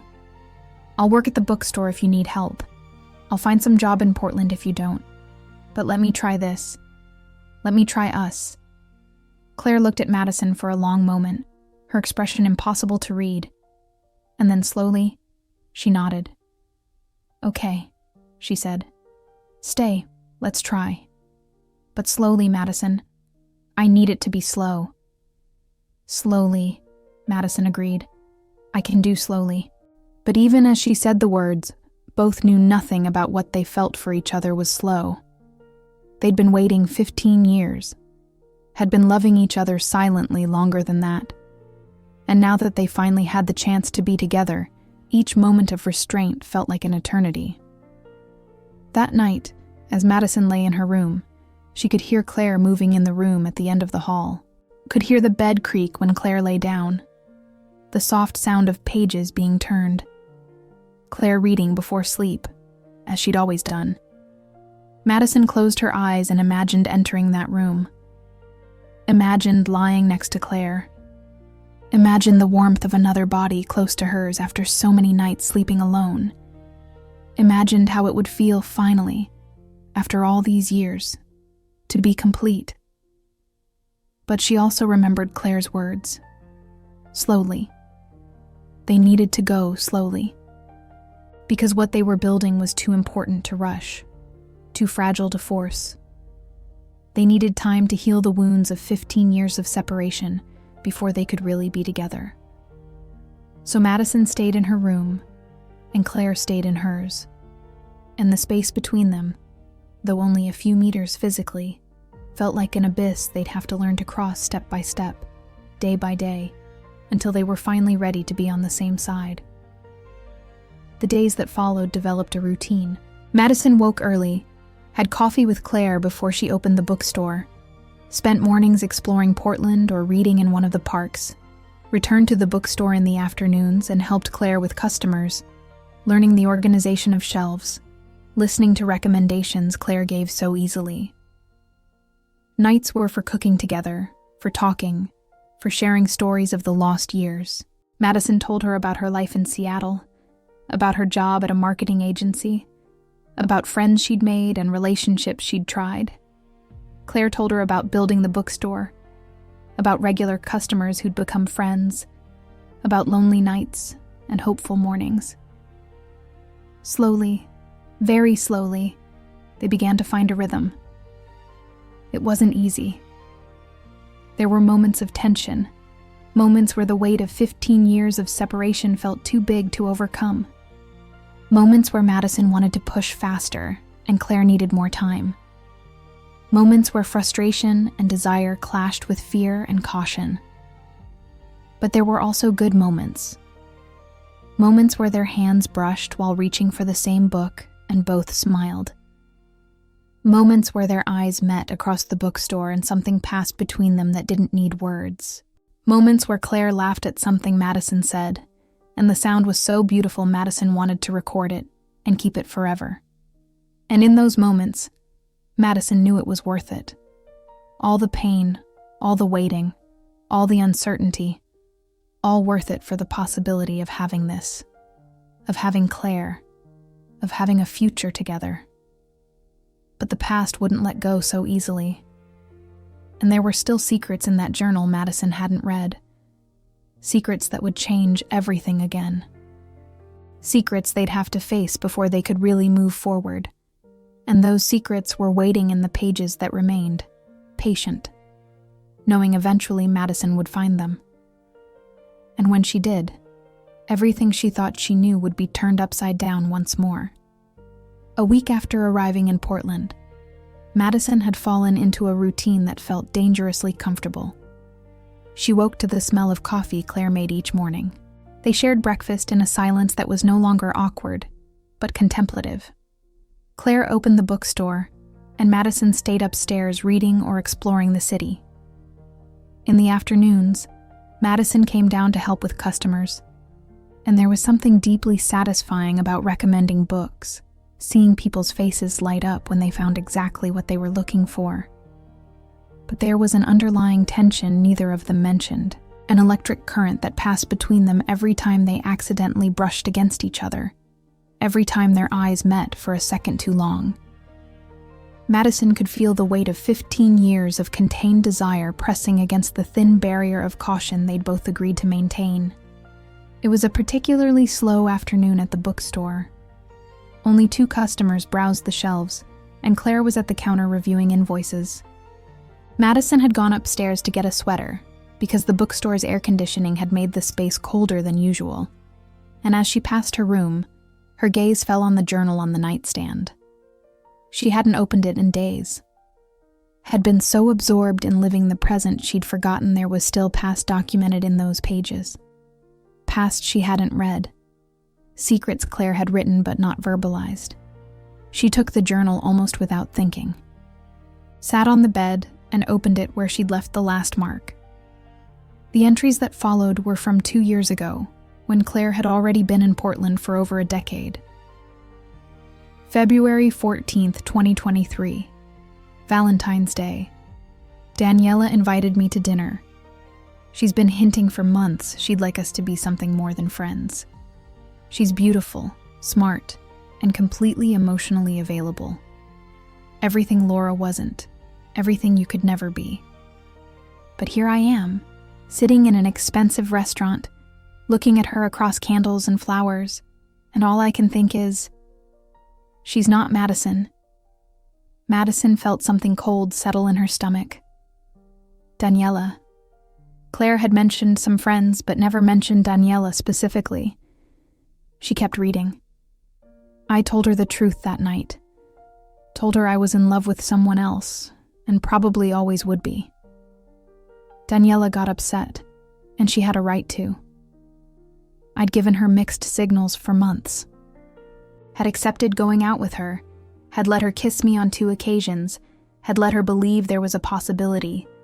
But there wasn't. There never was. Because my heart never left Salem. Never left you. Madison turned more pages, her pulse racing. There was something in the tone of these entries that felt different. More desperate. Darker. March 3rd, 2023. Patricia came to the bookstore today. We talked for hours about Eleanor, about the past, about the cost of loving in a world that punishes that love. And at some point in the conversation, I realized I'm becoming Patricia. I'm becoming someone who lives in the past, who clings to a love that only exists in memory, who's letting life pass without really living it. Patricia is 72 and has been alone since she was 25. Is that what I want? To spend the next 40 years waiting for someone who might never come? Madison felt tears stinging her eyes, but continued reading. April 15th, 2023. I made a decision. I'm going to try to move on. Really try. I can't keep living like a ghost, waiting for something that probably will never happen. Your mom gave me permission to leave the journal, to give you the option to find me. But I also know the odds you'll actually come are minimal. Why would you come? You don't know what I feel. You don't know I exist in this limbo of hope and desperation. So I'm going to try to live. I'm going to try to love someone who can love me back. I'm going to try to be happy with what I have instead of suffering for what I never had. Madison's heart beat so hard she could hear it in her ears. She turned to the next entry, dated only days later. April 20th, 2023. I met someone. Her name is Sophie.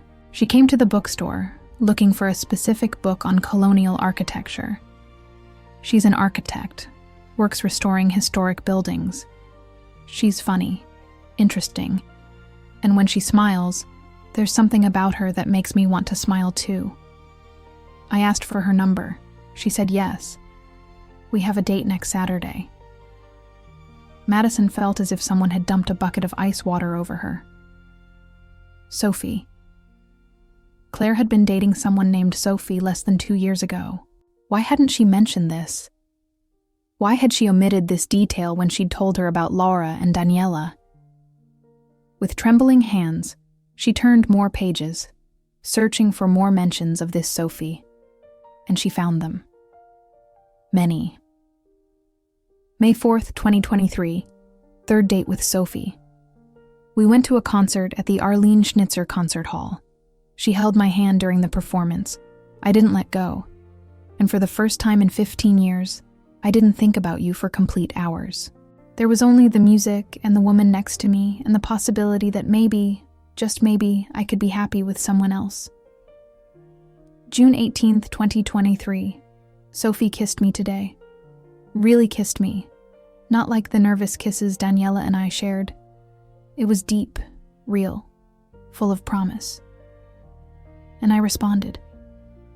I responded because I wanted to. Not just because I was trying to forget you. And that felt like progress. It felt like I was finally healing. July 15th, 2023. Sophie stayed the night for the first time. I was terrified. Hadn't been with anyone that way in... never, really. You and I never had the chance.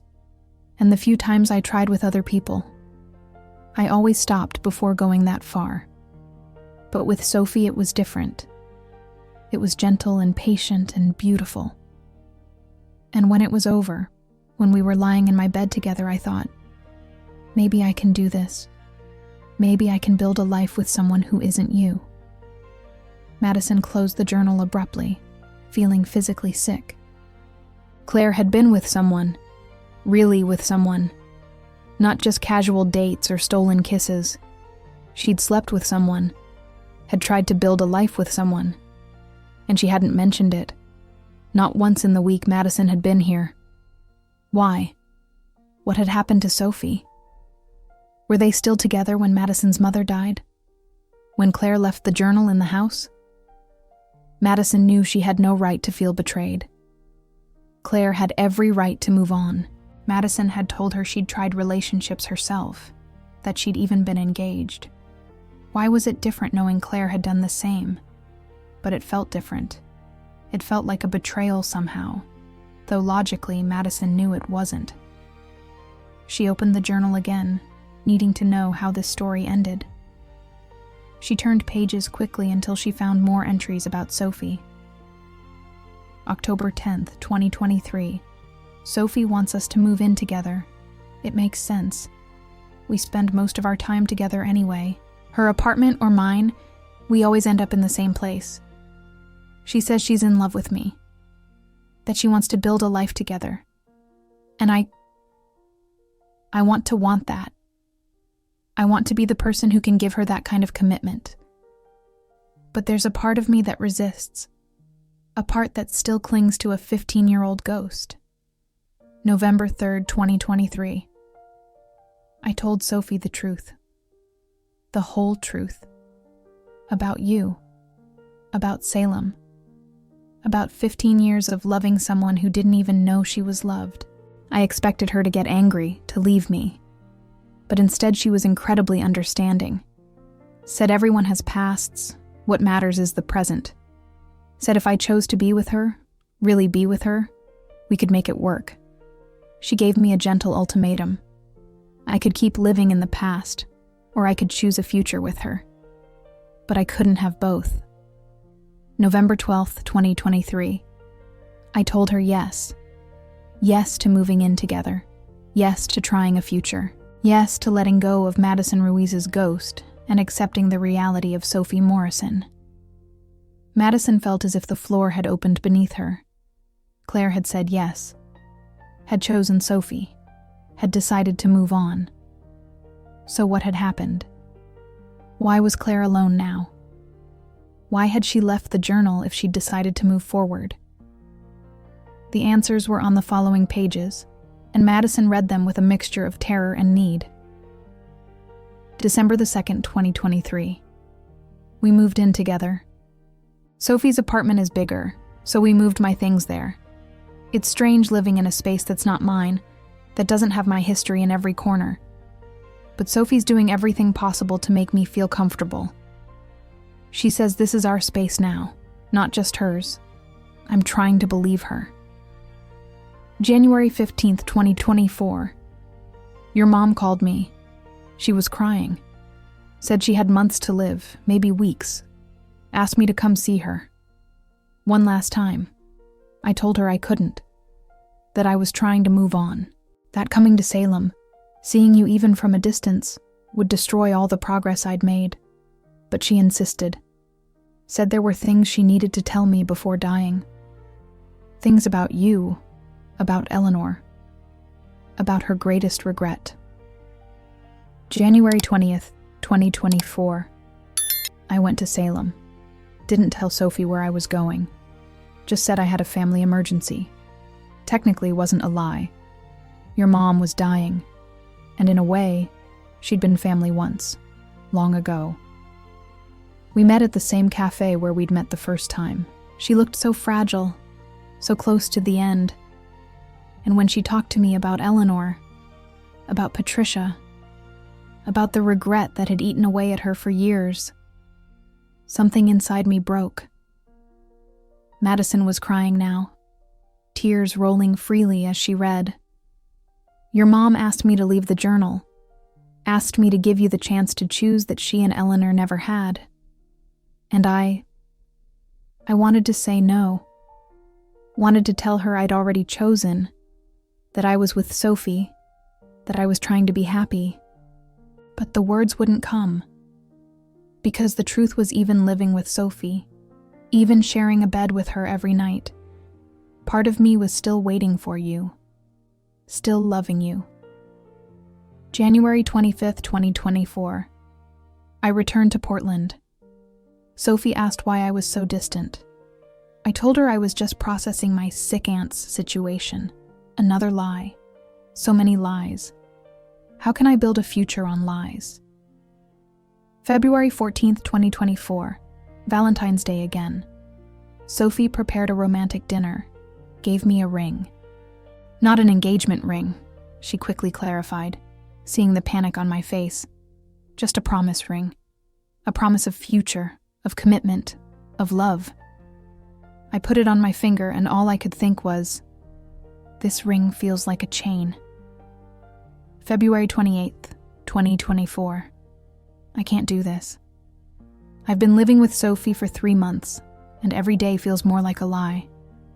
She deserves someone who loves her completely, without reservations, without ghosts from the past. And I'm not that person. I can't be that person. Not when my heart never left you. March 5th, 2024. I broke up with Sophie. It was the hardest conversation of my life. She cried, asked me what she'd done wrong, and I had to tell her the truth. She'd done nothing wrong.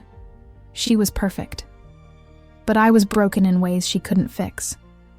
I returned the ring, moved back to the apartment above the bookstore, and I was alone again. But at least I wasn't lying anymore.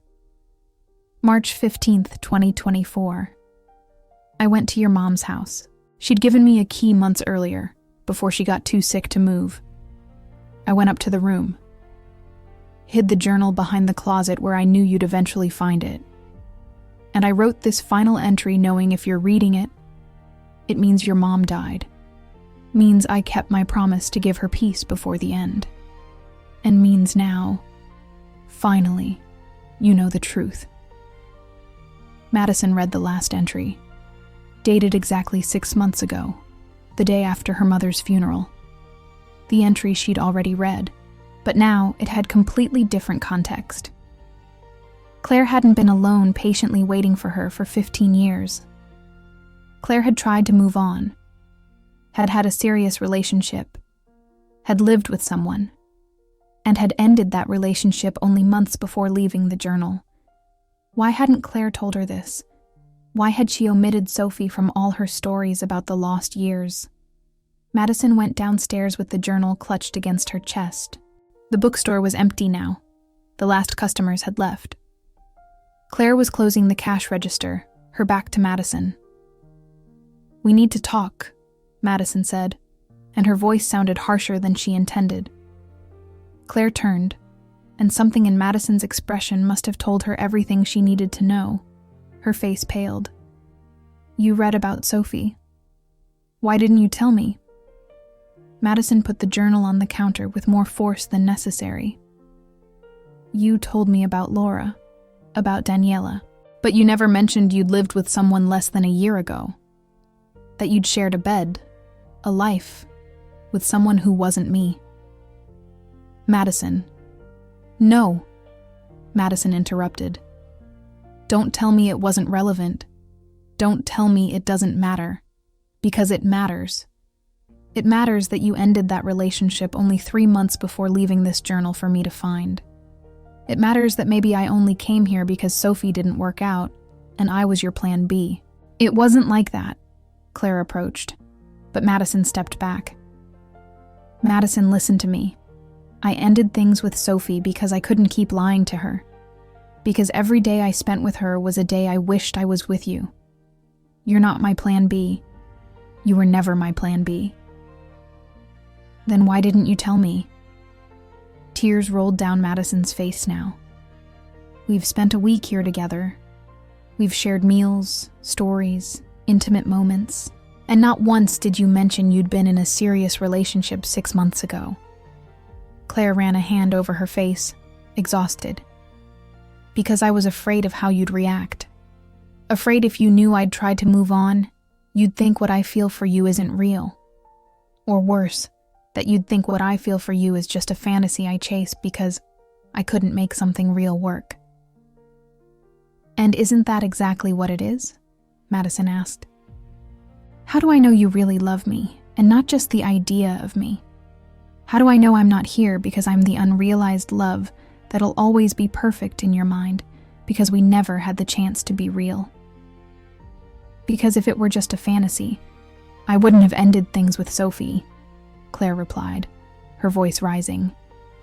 "If it were just a romantic idea of what we could have been, I would have stayed with her, would have accepted the happiness she offered me. But I couldn't, because I knew it was a lie. Knew what I feel for you is real, Madison.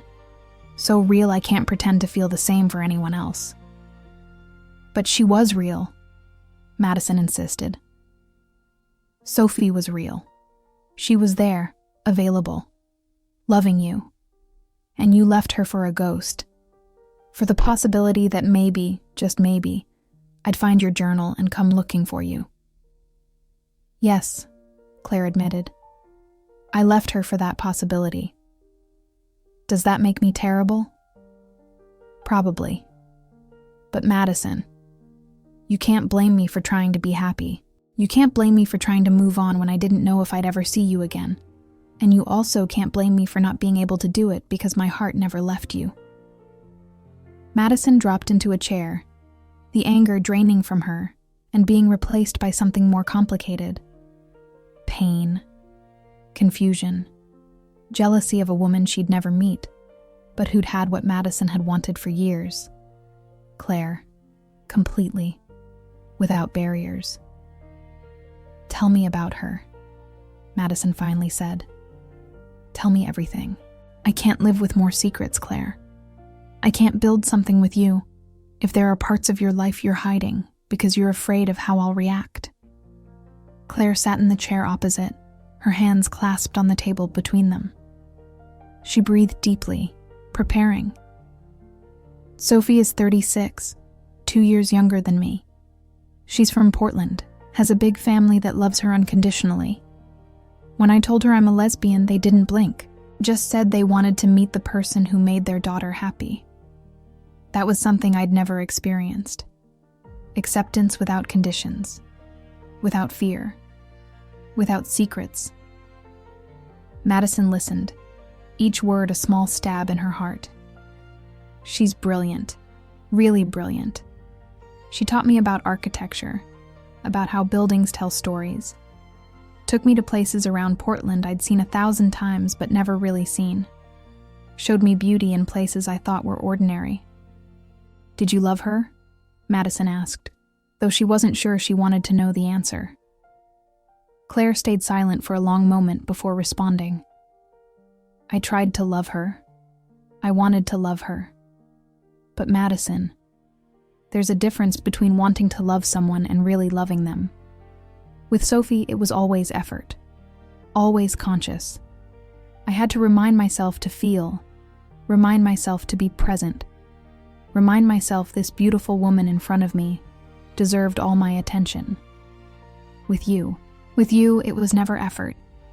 Even after 15 years. Even now, with all this tension and these secrets between us. Loving you was never a choice. It just was." "But you hurt her," Madison said. "You hurt Sophie because you couldn't let me go." "Yes," Claire didn't try to deny it. "I hurt her. And I live with that guilt every day.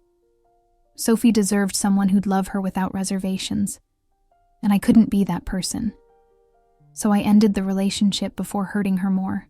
Share if you ever had to choose between two paths and both broke your heart. Do you still see her?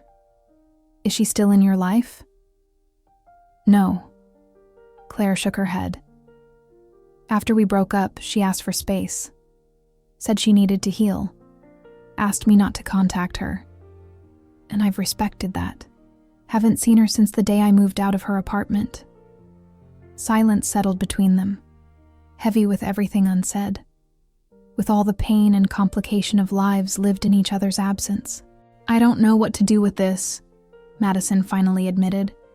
"I don't know how to process that 6 months ago you were living with another person, sharing a bed with her, trying to build a future with her, and now you're here with me, telling me you've always loved me." "Both things can be true," Claire said softly. "I can have tried to move on and also always loved you.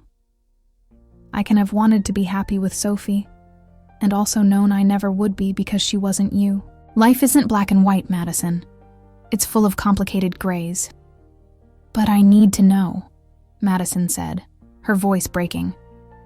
"I need to know if you really love me or if you're just in love with the idea of me.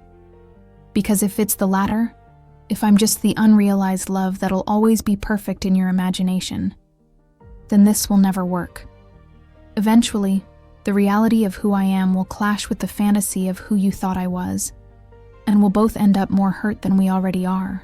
Claire got up from her chair, walked around the table, and knelt in front of Madison.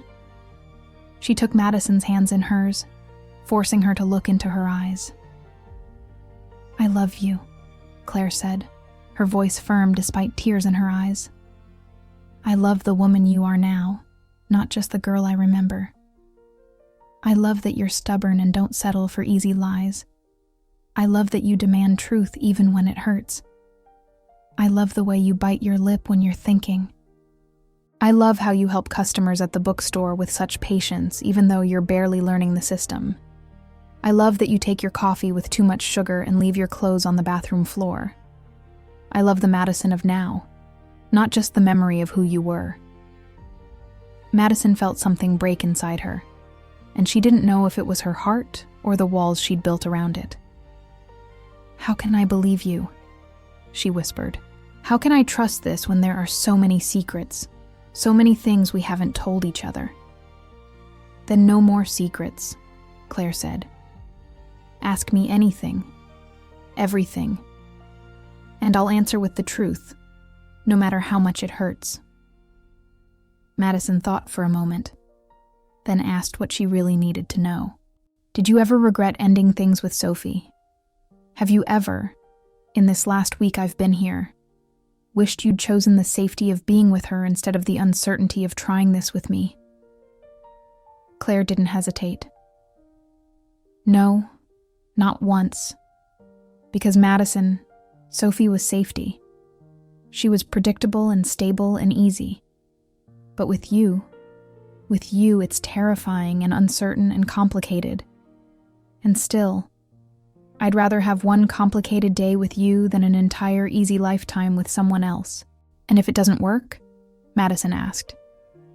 What if we try this and discover 15 years is too long, that we're too different, that what we feel isn't enough? Then at least we tried, Claire replied. At least we won't live with the regret of wondering what could have been. We won't be Eleanor and Patricia, spending 40 years separated wishing we'd been braver. We'll be us, Madison and Claire. Two women who loved each other enough to try, even when it was hard. Madison looked at this woman kneeling in front of her. This woman who'd kept her secret for 15 years, who'd tried to move on but couldn't, who'd left a journal as a map back to her heart. And Madison realized she'd already made her decision. Had made it the moment she found that journal. Made it when she drove 7 hours to Portland. Made it every day she'd chosen to stay instead of returning to her life in Seattle. Okay, she finally said. No more secrets. Complete honesty. Even when it hurts. Even when it hurts, Claire agreed. And slowly, Madison added, because I still feel fragile about all this. I'm still processing 15 years of truths and only 1 week of reality. Slowly, Claire nodded, though both knew what they felt for each other was anything but slow. Madison took Claire's face in her hands, her thumbs wiping tears on her cheeks. They were so close now, closer than they'd been since Madison arrived in Portland. She could see every eyelash, every small line around Claire's eyes, every detail of the face that had haunted her in dreams for years.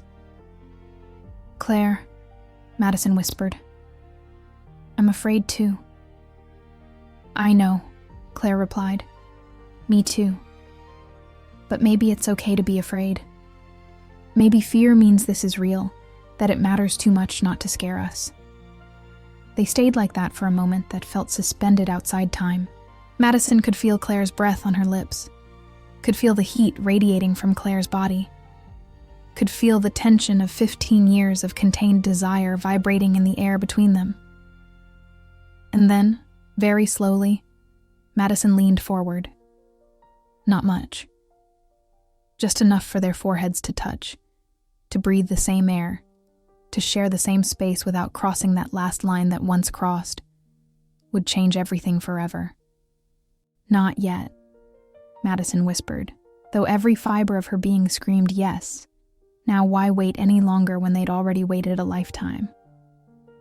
Not yet, Claire agreed, though her hands had moved to Madison's waist, holding her gently, as if afraid Madison might disappear if she let go. They stayed like that, foreheads touching, breaths intertwined, hearts beating in unison for what could have been seconds or hours. And in that moment, Madison knew with absolute certainty that what they felt was real. It wasn't a fantasy. It wasn't the echo of something that once existed. It was alive. It was present. It was so real it hurt. Finally, it was Claire who pulled back first. She stood slowly, extending a hand to help Madison up. It's late, she said, her voice hoarse. We should sleep. Yes, Madison agreed, though she knew sleep would be impossible after this. They went upstairs together, and when they reached the hallway where their rooms were only meters apart, they stopped. Good night, Madison. Good night, Claire. Madison entered her room and closed the door behind her. She lay on the bed without bothering to change, staring at the ceiling in the darkness. She could hear Claire moving in her room, the bed creaking, the whisper of sheets. And Madison realized this was the hardest part. Not the 15-year distance. Not the secrets that had been revealed. But this proximity. Being so close to what she wanted and still having to wait. Having to be patient. Having to build a solid foundation before they could finally, let the desire that had been simmering under the surface for so long finally overflow. But she also knew Claire was right. They needed to go slowly. Needed to build trust.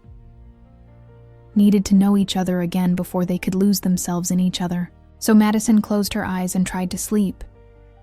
And in her last thought before sleep finally claimed her, she wondered how much longer they could maintain this careful distance before the gravitational pull between them became too strong to resist.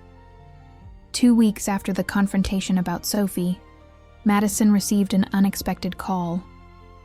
It was Sophia. Not her cousin Sophia from Seattle, but Sophia Hayes, Patricia's niece, the only family Patricia had, who lived in Los Angeles and hadn't been able to arrive in time before Patricia died. Wait. Patricia hadn't died yet. Madison realized with horror she'd been thinking about Patricia in past tense, but the woman was still alive, still living in her small apartment on the west side of Portland. The call, however, brought terrible news. Madison. Sophia's voice was strained. I'm calling because Patricia asked me to. She's in the hospital. She had a stroke. The doctors don't know if she's going to survive. Madison felt as if the floor moved beneath her feet. Patricia, the woman who'd survived so much, who'd carried the weight of loving Eleanor for 40 years. The woman whose words had changed everything for Madison and Claire. We have to go, Madison said to Claire. Now.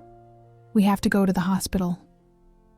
Claire was already closing the cash register, flipping the sign to closed.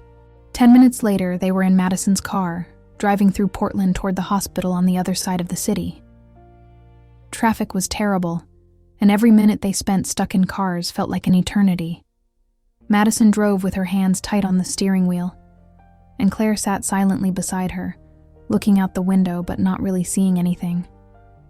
She can't die, Claire finally said. Not now. Not when there's finally hope. Not when she can finally see that her story with Eleanor wasn't in vain.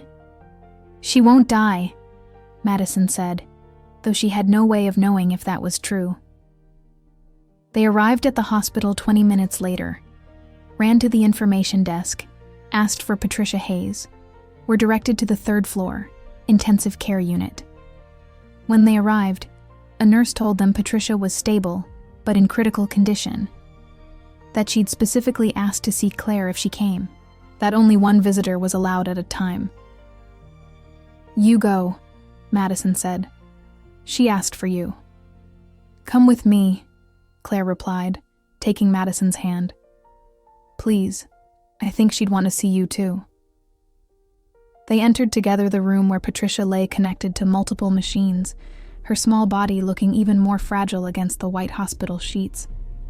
Her eyes were closed, but when she heard footsteps, she slowly opened them. Claire, she whispered, her voice weak. And Madison, how good that you came together. Don't talk, Claire said, approaching the bed. You need to rest. I've rested for 40 years, Patricia replied with a weak smile. It's time I said what I need to say before it's too late. She looked between Claire and Madison, seeing their hands intertwined, seeing the way they stood close to each other. You're doing it, Patricia said. You're trying. Eleanor would be so happy to know that. Patricia, don't, Claire began. But Patricia raised a trembling hand to stop her. Let me say this. I've waited 40 years to see what you two are building. I've waited 40 years to know the love Eleanor and I shared didn't die with her. That it lives in you too. In every woman who chooses to be brave when the world tells her to be afraid. Tears rolled down Madison's cheeks as she listened. Eleanor told me something the last time we saw each other, Patricia continued. She said if there's anything after this life, we'd meet there. And this time, no one would separate us. This time, we could have all eternity. I've been waiting so long to reunite with her. And I think soon it'll be time. Don't say that, Claire sobbed. You're going to be fine. The doctors said you're stable. I'm tired, Claire, Patricia said softly. So tired. I've lived longer than I should have. waiting to make sure Eleanor's story was told.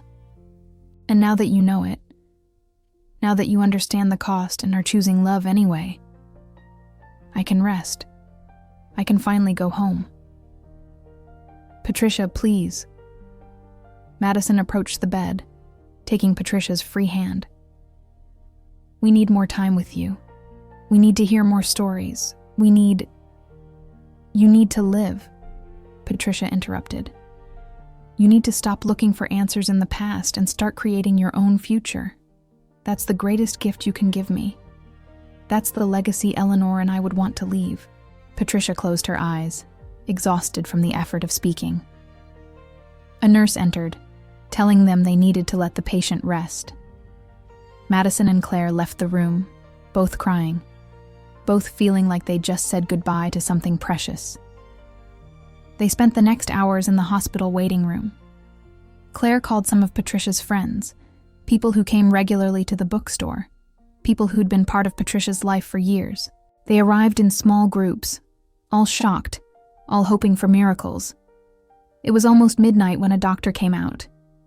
His expression told them everything before he said a word. Patricia had died 20 minutes earlier, peacefully, in her sleep, without pain. Madison felt her knees give out, and Claire held her, both holding each other while the news hit them like a wave. Patricia was gone.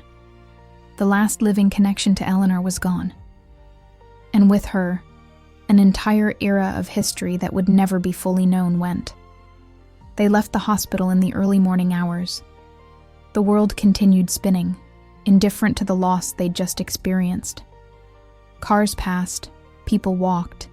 The city lived its nocturnal life as if nothing had changed.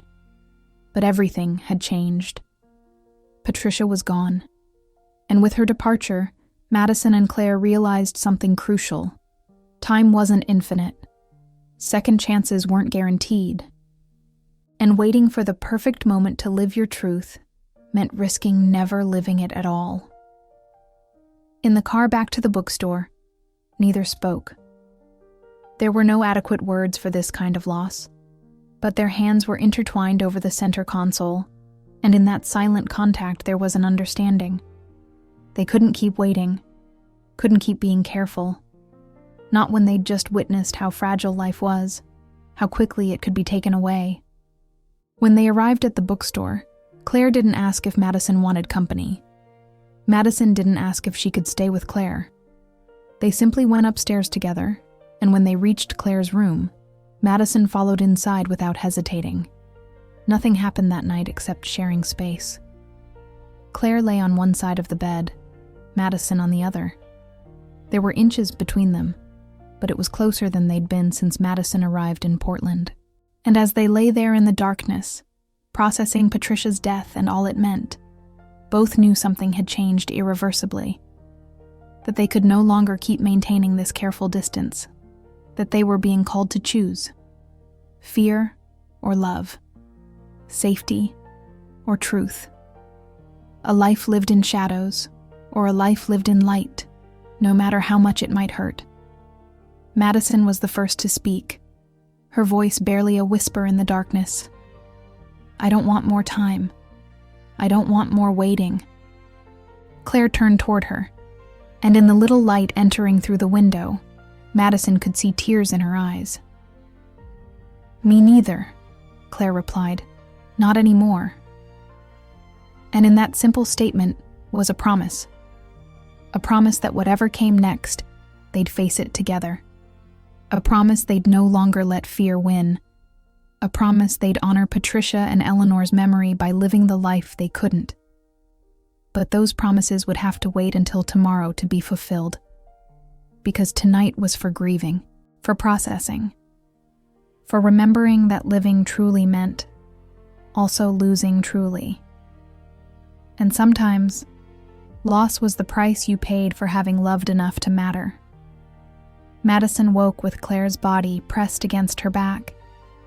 She didn't remember moving during the night, didn't remember Claire getting closer, but at some point between sleep and waking, the distance they'd carefully maintained had vanished. Claire's arm rested over her waist, her warm breath against Madison's neck.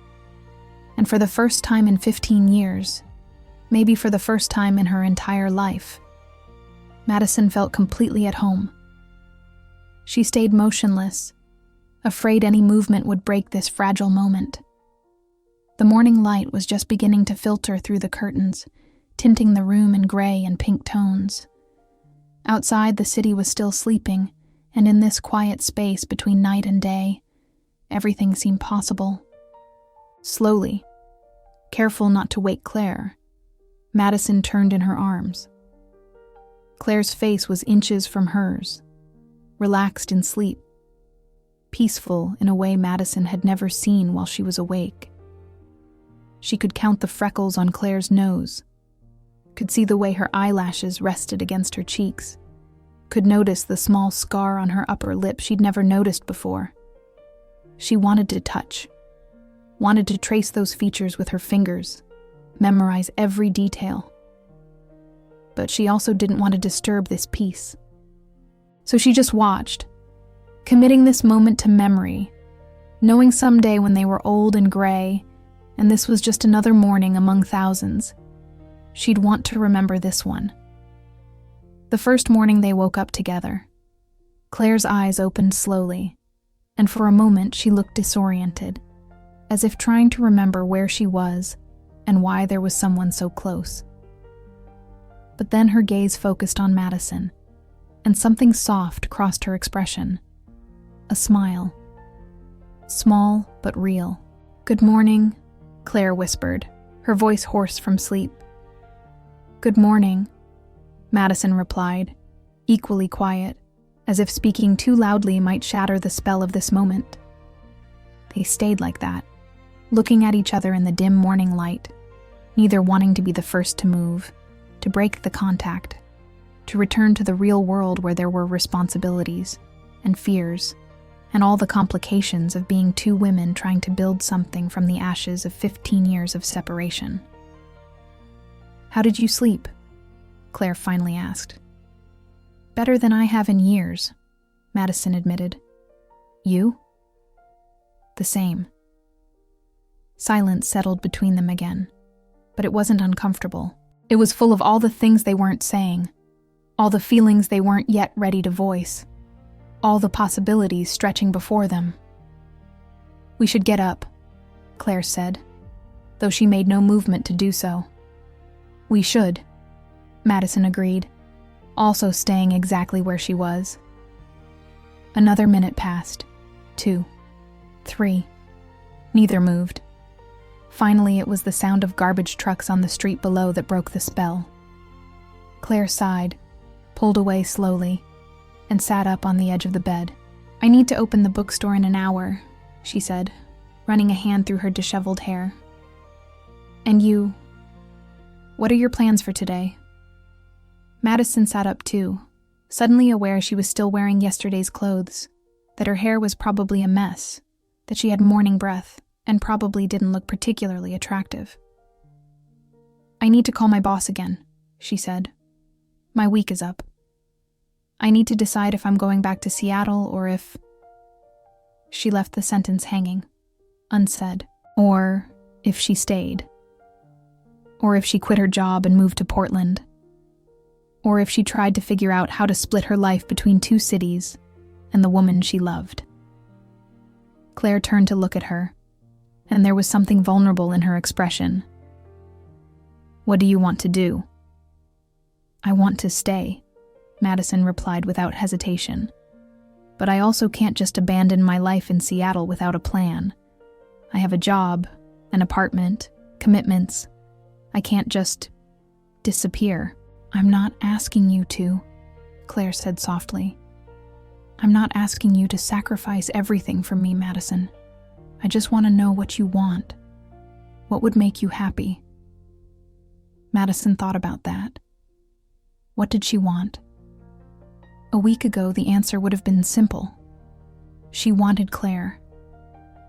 But now, after living this week together, after discovering all the complications and secrets and fears, she realized it wasn't that simple.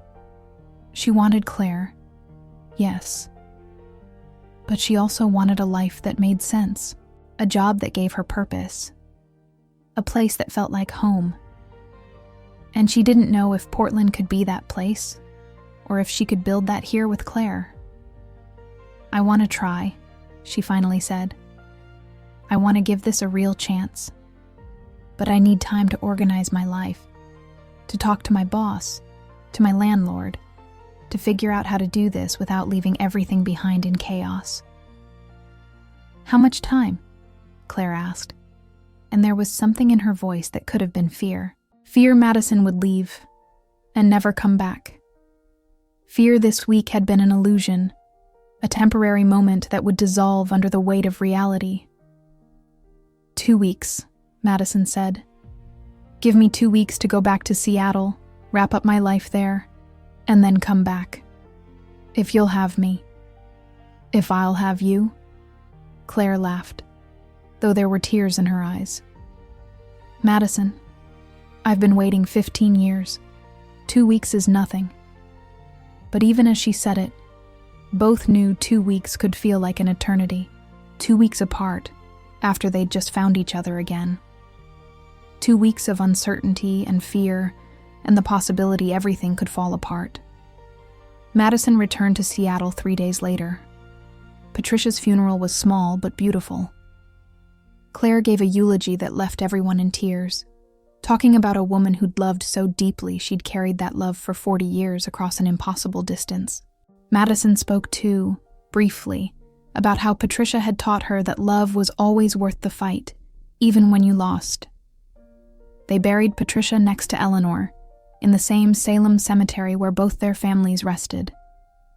Patricia had left instructions in her will. She wanted to be beside Eleanor in death, the way she couldn't be in life. And though it was just symbolic, their bodies next to each other didn't erase 40 years of separation. There was something right about it, something that felt like closure. After the funeral, Madison drove to Seattle. The journey felt endless. Every mile she traveled was a mile further from Claire, and the distance felt physical, like something pulling inside her chest. Her apartment in Seattle felt strange when she opened the door, like a place that belonged to someone else. Everything was exactly where she'd left it 3 weeks earlier, but it felt wrong, cold, empty. She spent the next 2 weeks in a whirlwind of activity. She talked to her boss, explained the situation as best she could without revealing too many details. Her boss was understanding but firm. Madison could take a month's unpaid leave to sort out family issues. But after that, if she didn't return, she'd have to resign. She talked to her landlord, negotiated to break her lease early. The penalty was steep, but it was worth it. She packed her life into boxes, clothes, books, photographs, all the small things that had made this place home for 5 years. And as she packed, she realized how little of it really mattered. How many of these things were just things, objects she'd accumulated because that's what people did, not because they meant anything. She called her cousin Sophia, told her everything, about the journal, about Claire, about 15 years of buried love finally coming to light. Sophia cried on the phone, said she'd always known Madison was hiding something, that she'd never seemed fully present in her own life. "Go to her," Sophia said. "Go to Portland and be happy. Life's too short to live half lives." Madison talked to Robert, her ex-fiancé. He'd gotten married 2 years ago, was expecting his first child. He was happy in a way Madison had never been able to give him. They met for coffee, and Madison apologized for all the ways she'd hurt him, for leading him on when part of her had always been somewhere else. "I'm glad you found her," Robert said at the end. "I'm glad you're finally going to be happy. You deserve it, Madison." The 2 weeks passed both quickly and slowly. Quickly because there was so much to do. Slowly because every night she talked to Claire on the phone, and every night the distance felt more unbearable. They talked for hours, about everything and nothing. about their days, their fears, their hopes, about the bookstore and how Claire had hired a part-time employee to help while Madison was gone, about Madison's apartment and how empty it felt without her in it. And in those conversations, something shifted. The careful distance they'd maintained when they were together physically disappeared over the phone. It was easier to be honest, to be vulnerable, when they weren't looking at each other.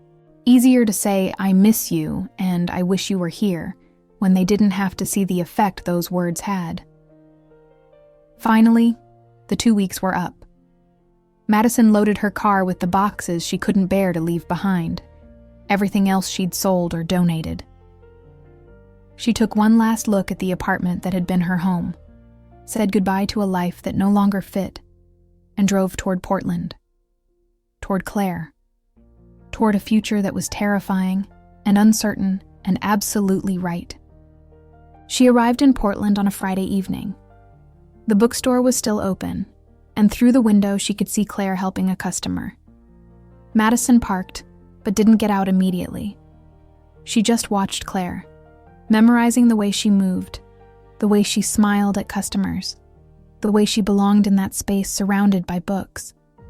And Madison knew, with absolute certainty, that she belonged there too. Not in the bookstore necessarily, but with Claire. Wherever Claire was, that's where Madison's home would be. She finally got out of the car, entered the bookstore. The bell above the door tinkled, and Claire looked up. Their eyes met, and everything else disappeared. Claire excused herself from the customer, walked toward Madison, and without a word, wrapped her arms around her. Madison hugged back, and it was like every piece that had been scattered finally fell into place. "You came back," Claire whispered into Madison's hair. "I promised I would," Madison replied, "and I always keep my promises." That night, after the bookstore closed, after they'd brought Madison's boxes upstairs, after they'd had dinner together in the small kitchen, Claire pulled out a small box from her pocket. "I know this might seem fast to some people," Claire began. "We've only officially been together a month, but also, we've been in love for 16 years. 16 years of waiting, of longing, of living half-lives because the half that mattered was somewhere else." Claire opened the box to reveal 2 simple silver rings, each engraved with a date, August 15th, 2009. The day Claire left Salem. The day everything changed. "This isn't a marriage proposal," Claire quickly clarified. "Not yet. I know we need more time before that, but it's a promise. A promise that I'm here, completely here, committed to this, committed to you. A promise that no matter what challenges come, we'll face them together." Madison felt tears rolling down her cheeks as she looked at the rings. They were perfect, simple but meaningful, an acknowledgement of the past, but also a promise of future. "The date," Madison whispered. "It's when everything really began," Claire explained. "The day I made the hardest decision of my life. The day that changed us both forever. And now, all these years later, I want that date to mean something different. Not just loss, but also hope. Not just an ending, but also a beginning." "Yes," Madison said, without needing to hear more. "Yes to the promise. Yes to facing everything together. Yes to you. Always yes to you." Claire slid the ring onto Madison's finger, and Madison did the same with Claire's. And as the sun set over Portland, as the city prepared for night, 2 women kissed in a public park without fear, without shame, with nothing but pure love between them. Someone passing by saw them and frowned. Someone else saw them and smiled. But Madison and Claire didn't notice either of them. They only noticed each other. Only mattered to each other. Because after 15 years of waiting, of pain, of living half-lives, They were finally whole. Finally home. And home wasn't Salem or Portland or Seattle. Home was wherever they were together. And as they walked back to the bookstore with their hands intertwined and their rings shining under the streetlights, Madison thought, this was happiness. Not the kind of happiness from movies with perfect endings where all problems magically resolved, but real happiness, complicated, that came with challenges and difficult days and moments of doubt. But it also came with love, real love, deep, the kind that lasted, the kind Eleanor and Patricia had but couldn't fully live. And Madison and Claire were going to live it, for themselves, for Patricia and Eleanor, for all the women who'd come before and all who'd come after. They were going to live, and love, and be happy. Subscribe if you believe true love is always worth it, no matter the sacrifice. And that, at the end of everything, was all that really mattered. The months that followed weren't easy. Madison had to find work in Portland, which took longer than she'd expected. The marketing agency she'd worked for in Seattle had specific Northwest connections, but those didn't translate well to Portland's more hipster, independent business culture. She ended up working part-time at the bookstore with Claire, which was both wonderful and difficult. Wonderful because they could be together all day. Difficult because mixing business with relationship meant every disagreement about how to organize shelves or which books to order became laden with personal implications.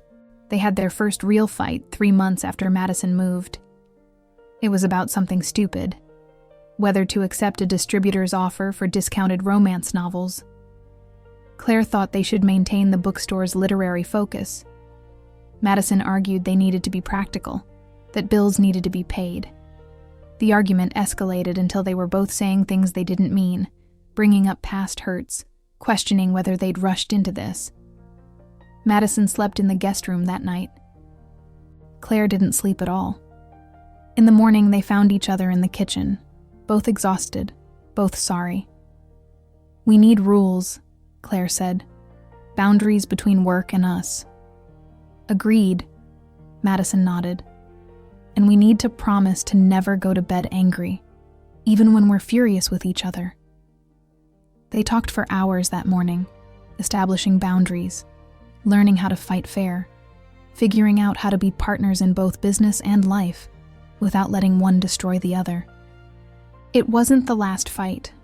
There were others. There were moments Madison missed Seattle, missed the independence of her own apartment, missed not having her life so intertwined with someone else's.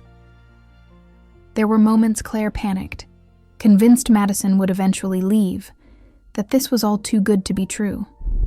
But they worked through it. Every fight, every moment of doubt, every challenge, they faced it together, just like they'd promised. 6 months after Madison moved to Portland, Claire's Aunt Ruth from Salem made an unexpected visit. She was the conservative family matriarch, the one who'd always judged anyone who deviated from proper behavior. She'd been at Madison's mother's funeral, but had barely spoken to Madison. Ruth showed up at the bookstore unannounced, her expression severe. "I need to speak with you both," she said, "privately." They went upstairs, Madison's heart pounding. This was it. The family confrontation she'd been dreading. Ruth was going to tell them they were sinners, that they were shaming the family, that they needed to repent. But instead, Ruth sat on the sofa, pulled out a photograph from her purse, and began to cry. "This was taken the day before the attack," Ruth said, showing them a photo of 2 young women sitting on porch steps, holding hands, smiling at the camera with that carefree happiness that only exists when you're young and in love. Eleanor and Patricia. "I took this photo. I was the only one who knew about them. The only one Eleanor trusted with her secret." Madison took the photo with trembling hands. Her Aunt Eleanor looked so much like her it was unsettling. Same eyes, same smile. Same way of tilting her head when she was happy. I failed her, Ruth continued, tears flowing freely now. When those men attacked them, I knew who was involved. I knew, and I said nothing. I was too scared. Too worried about what people would think of our family if I spoke up. And because of my silence, Eleanor lived 40 years in a prison of my making. Aunt Ruth, Madison began, but Ruth raised a hand to stop her. Let me finish. I've lived with that guilt for 40 years, watching Eleanor fade, watching her live a lie, knowing I could have done something and didn't. When your mother told me about you and Claire before she died, when she told me she'd made the same mistake she'd watched me make with Eleanor, I swore I wouldn't repeat history. Ruth looked between Madison and Claire, her eyes red from crying but her voice firm. I came here to tell you that you have my support. Complete, unconditional support. I can't undo what I did to Eleanor. I can't give her back those 40 years, but I can make sure you don't lose yours. I can stand with you publicly and face down anyone who dares judge you. Madison felt tears streaming down her face. This was the last thing she'd expected. Ruth, conservative Ruth, offering not just acceptance but active support. There will be family members who won't understand, Ruth continued. Who'll say terrible things. But they'll have to go through me first. And I may be old, but I'm not done fighting yet. That night, after Ruth left with promises to visit again soon, Madison and Claire lay in bed holding each other. We're building something, Claire whispered into the darkness. Something real, with Patricia and Eleanor's memory as foundation, with your mom's blessing, with Ruth's support. We're building a life together. Yes, Madison agreed. A complicated, messy, beautiful life. The best kind. Claire smiled against Madison's shoulder. 1 year after Madison first arrived in Portland, on the anniversary of finding the journal, Madison and Claire closed the bookstore early. They drove to Salem, to the cemetery where Patricia and Eleanor were buried. They brought flowers, red roses and white jasmine, the same ones Patricia had said Eleanor wanted to plant in her garden. They placed them on both graves, then sat on the grass between the headstones. We did it, Madison said softly. We lived the life you couldn't. We were brave when you couldn't be. We chose love over fear. And we're going to keep choosing it, Claire added. Every day, for the rest of our lives. As they sat there in the quiet cemetery, the sun setting over Salem in shades of gold and amber, Madison pulled out the journal that had started everything. She opened it to the last page and wrote a final entry. Dear Patricia, Dear Eleanor, today marks 1 year since I found this journal. 1 year since your story changed my life. 1 year since I understood that love is always worth fighting for, no matter the cost. Claire and I are building the life you were denied. We're living openly, proudly, without hiding who we are or who we love. And every day, we honor your memory by refusing to let fear win. Thank you for showing us the way. Thank you for your sacrifice. And rest in peace knowing your love didn't die with you. It lives in us, in every woman who chooses authenticity over safety, in every person who refuses to hide their truth. With love and gratitude, Madison and Claire. She closed the journal for the last time. They left it there, tucked between the graves, as an offering, as closure, as a promise that Patricia and Eleanor's story would never be forgotten. As they drove back to Portland that evening, Madison's hand in Claire's over the center console, she thought about how far they'd come. From a chance discovery in a sealed room to building a life together. From 15 years of separation to finally being whole. It wasn't perfect. It was hard sometimes. There were still moments of doubt, still challenges to face, still a world that didn't always understand or accept them. But they had each other. And after everything they'd been through, after all the years of waiting and pain and living half lives, that was enough. More than enough. It was everything. 1 year later, Madison woke to sunlight streaming through the window they'd forgotten to close the night before.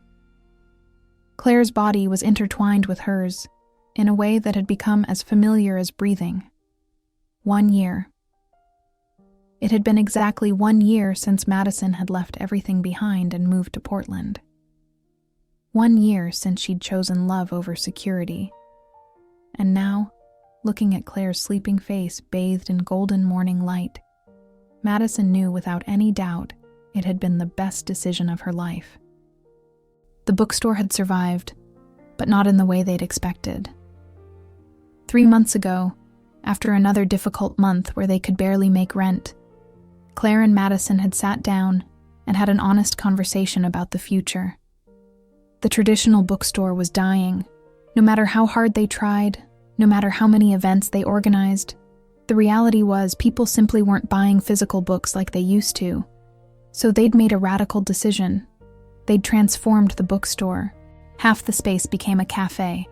The word cafe, they called it, serving specialty coffee and homemade pastries Madison had learned to make from YouTube videos. The other half remained a bookstore, but focused on rare and used books, first editions, books people couldn't find on Amazon. And surprisingly, it had worked. The cafe attracted students from nearby Portland State who came to study and ended up browsing the books. Rare book collectors kept coming for the unique inventory. And slowly, month by month, the numbers began to improve. They weren't rich. They probably never would be. But they could pay the bills. They could eat. They could live. And more importantly, they were happy. Claire stirred in her sleep, her arm tightening around Madison's waist. Madison stayed motionless, enjoying this moment of perfect peace before the day began. They'd developed a routine over the past year. They woke together, shared coffee and breakfast, opened the cafe at 7 to catch the morning crowd, and worked together until closing at 8. Then they'd go upstairs, have dinner, and spend the few hours before sleep reading together or simply talking about their days. It was ordinary. It was mundane. It was absolutely perfect. "I know you're awake," Claire murmured without opening her eyes. "I can feel when you're overthinking."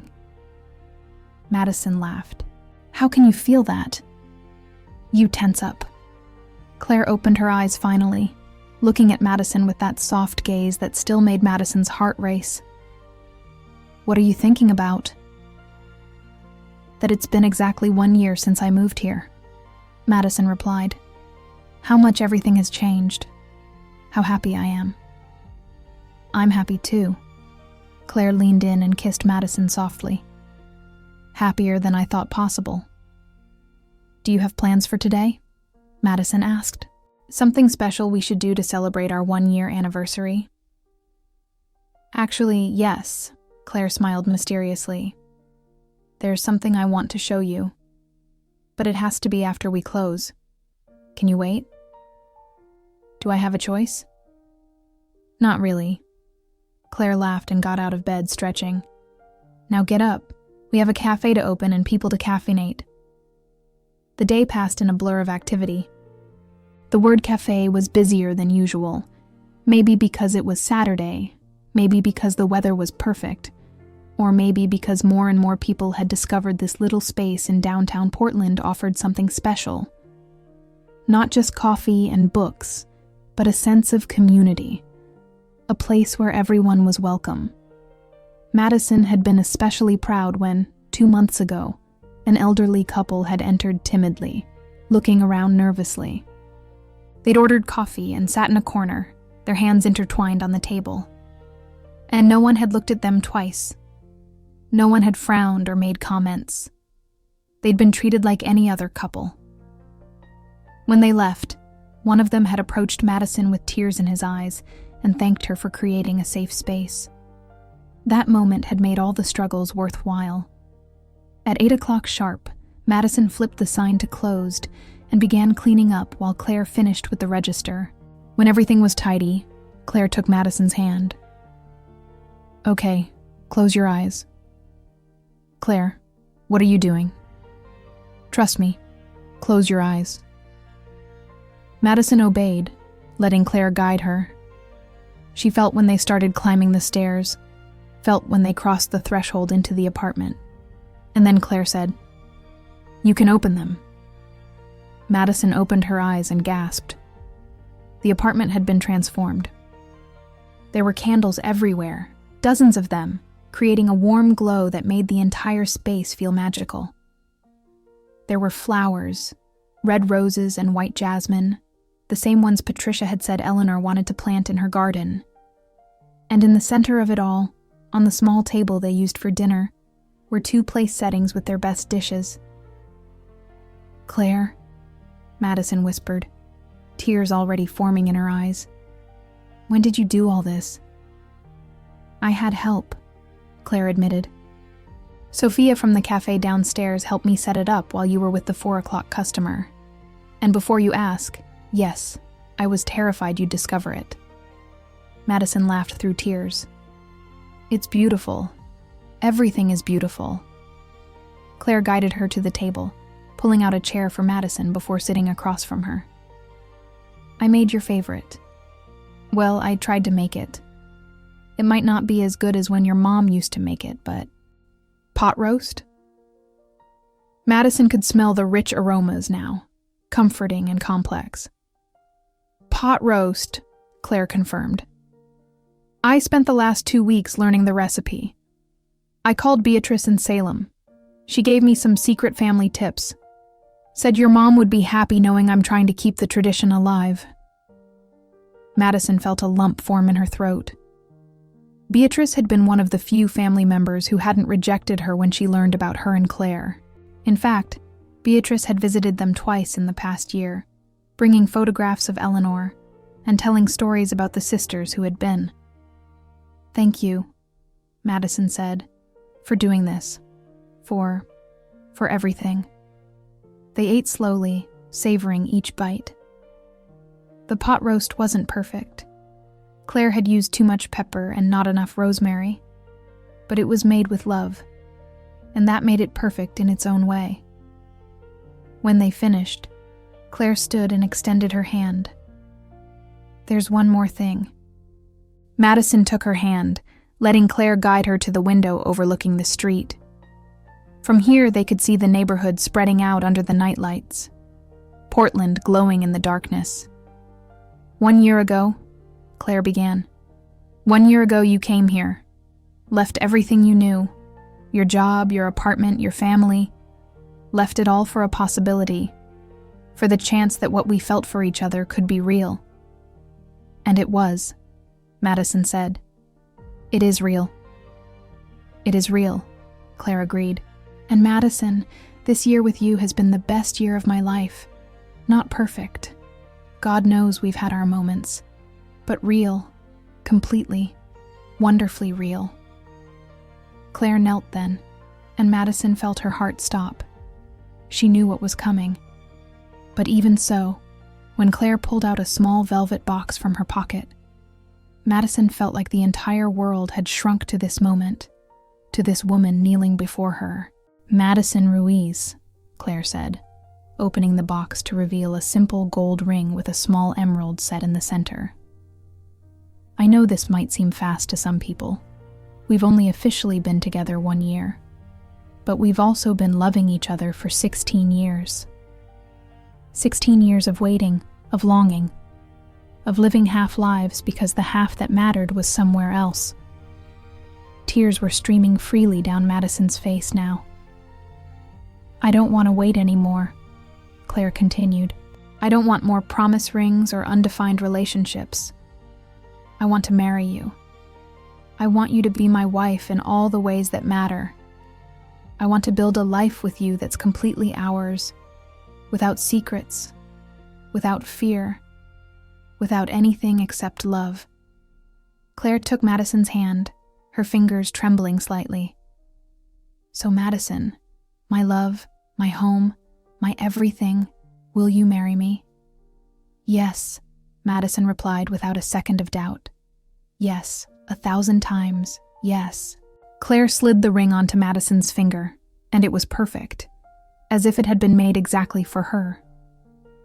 They stood together, and Claire kissed Madison with a passion that even after a year hadn't diminished one bit.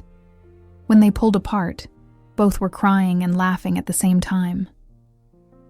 I'm going to marry you, Madison said, looking at the ring on her finger. We're going to get married. We're going to get married, Claire repeated. And this time, it won't be secret. It won't be hidden. It's going to be a complete, public, proud celebration of who we are and what we mean to each other. When? Madison asked. When do you want to do it? How soon can I have you as my wife? Claire laughed. But seriously, I thought maybe we could do it in August. August 15th. Turn that painful day into something beautiful. What do you think? Madison thought about the date. August 15th. The day Claire had left. The day that had begun 15 years of separation.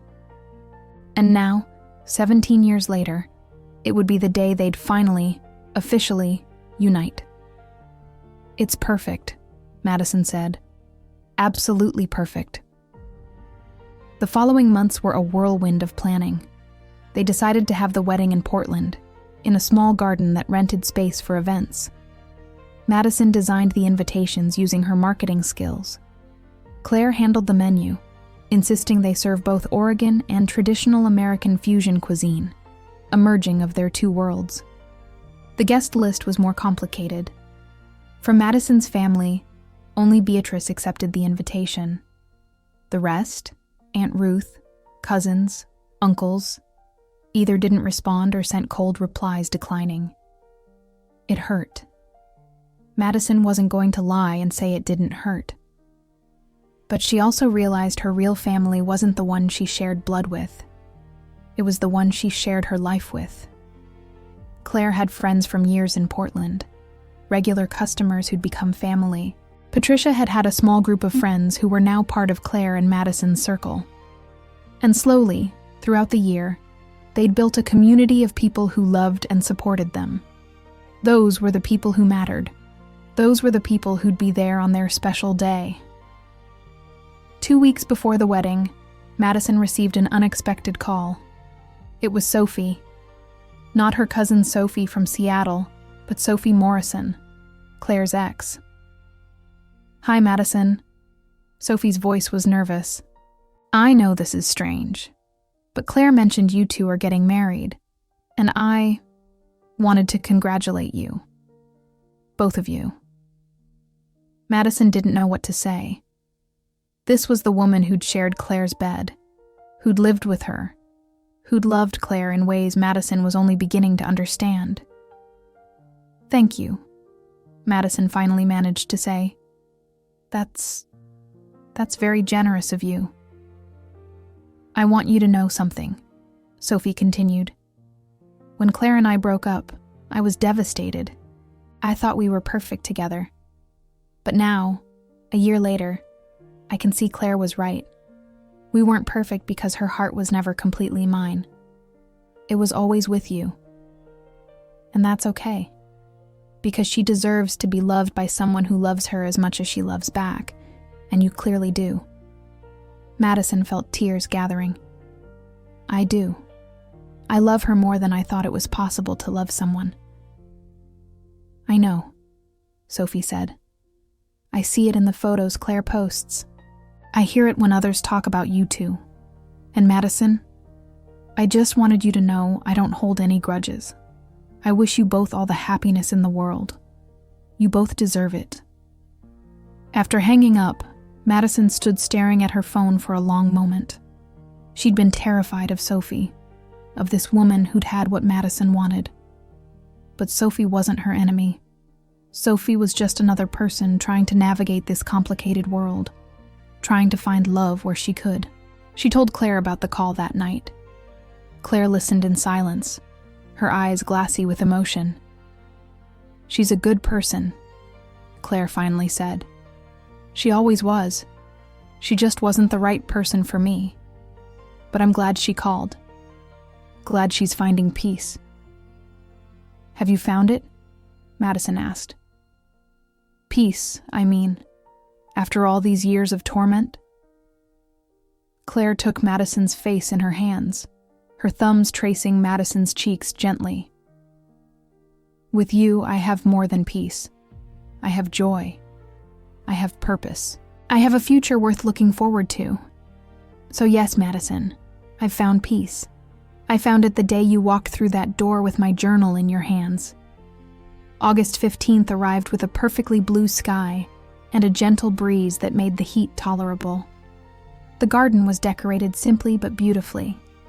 Red roses and white jasmine, for Eleanor and Patricia, intertwined with Oregon grape, for Portland, and prairie smoke, for the American West. It was a blend of everything that had shaped them, everything that had brought them to this moment. Madison prepared in a small room off the side of the garden. Beatrice was with her, helping her into the simple white dress she'd chosen. It wasn't a traditional wedding dress. It was more like an elegant summer dress that fell just below her knees. But when Madison looked at herself in the mirror, she felt beautiful. "You look exactly like Eleanor on her wedding day," Beatrice said softly, and there was sadness in her voice but also joy. "But unlike Eleanor, you're marrying the person you love, the person you choose. That's all she would have wanted." "I wish I could have known her," Madison said. "I wish I could have heard her story in her own voice."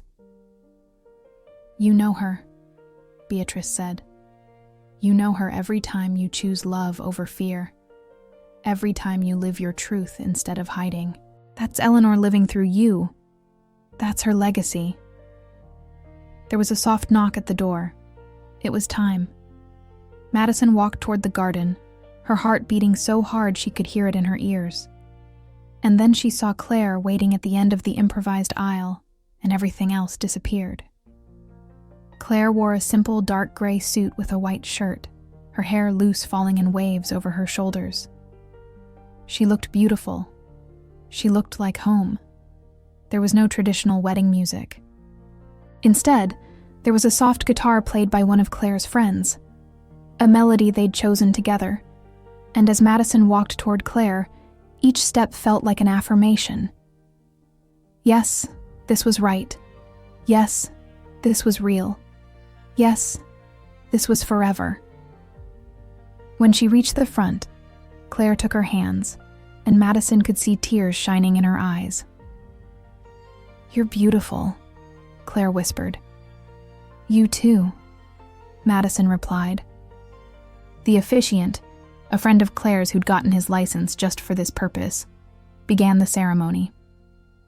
He spoke about love, about perseverance, about the courage it took to choose to be who you really were in a world that often punished authenticity. And then came the moment for vows. Claire went first. "Madison," she began, her voice breaking slightly. "When I met you, I was 18 and had no idea who I was or what I wanted from life. But meeting you showed me something crucial. It showed me that love doesn't ask permission. It just exists.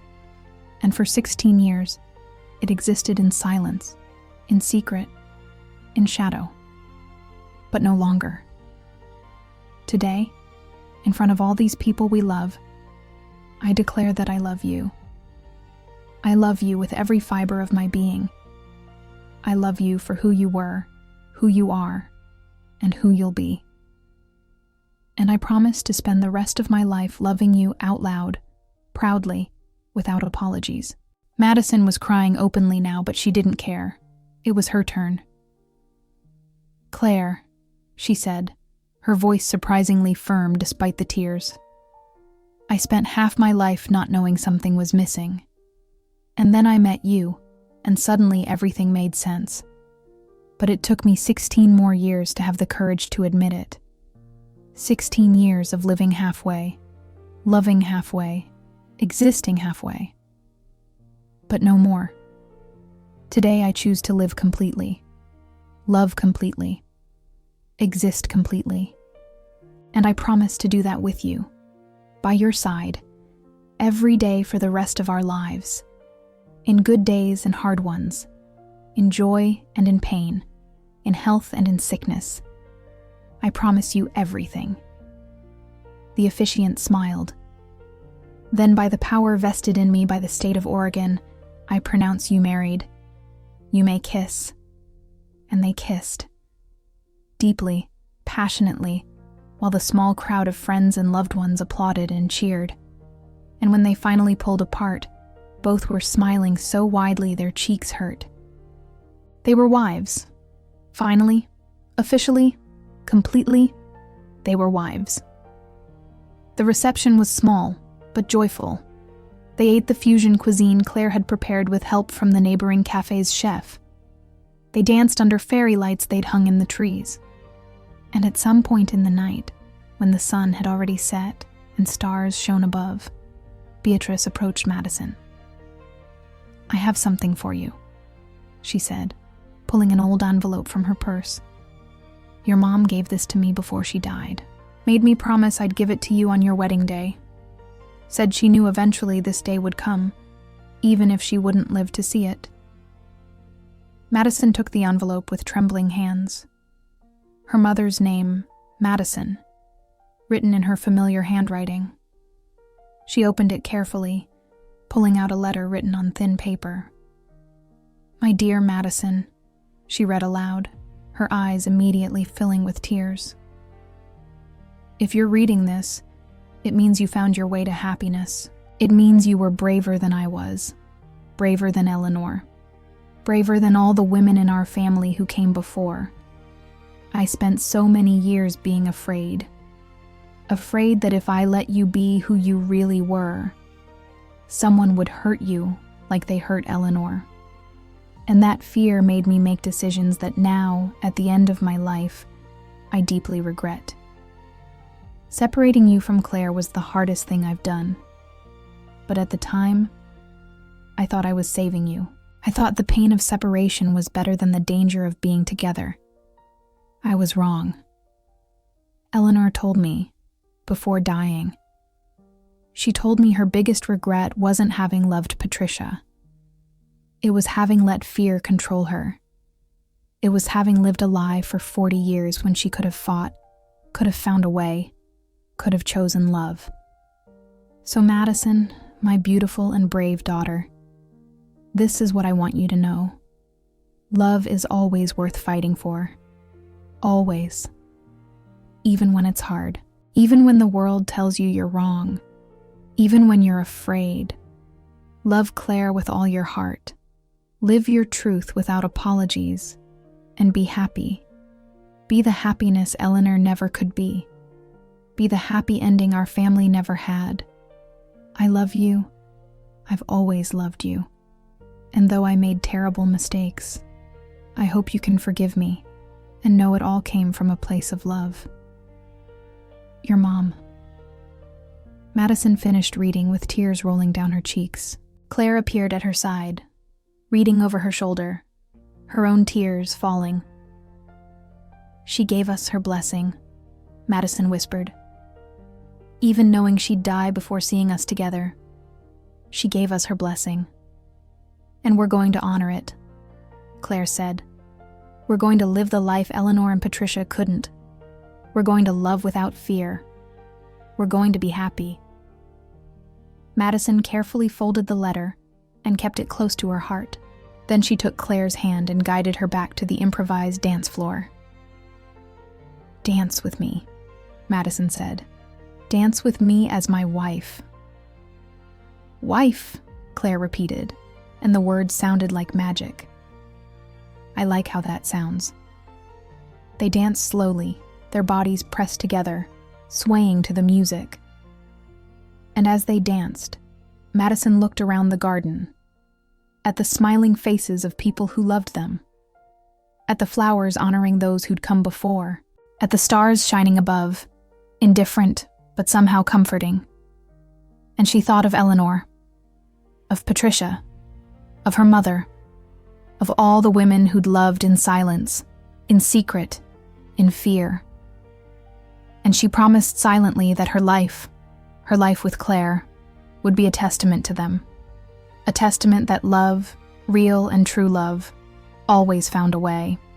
6 months later, on a cold February day, Madison and Claire closed the Word Cafe for the day and went upstairs to their apartment. There was something they needed to do. Something they'd been postponing but finally felt the time was right. Madison took out the journal that had started everything. The journal with 15 years of secrets and pain and unrequited love. She opened it to the last blank page, took a pen, and began to write. February 15th, 2026.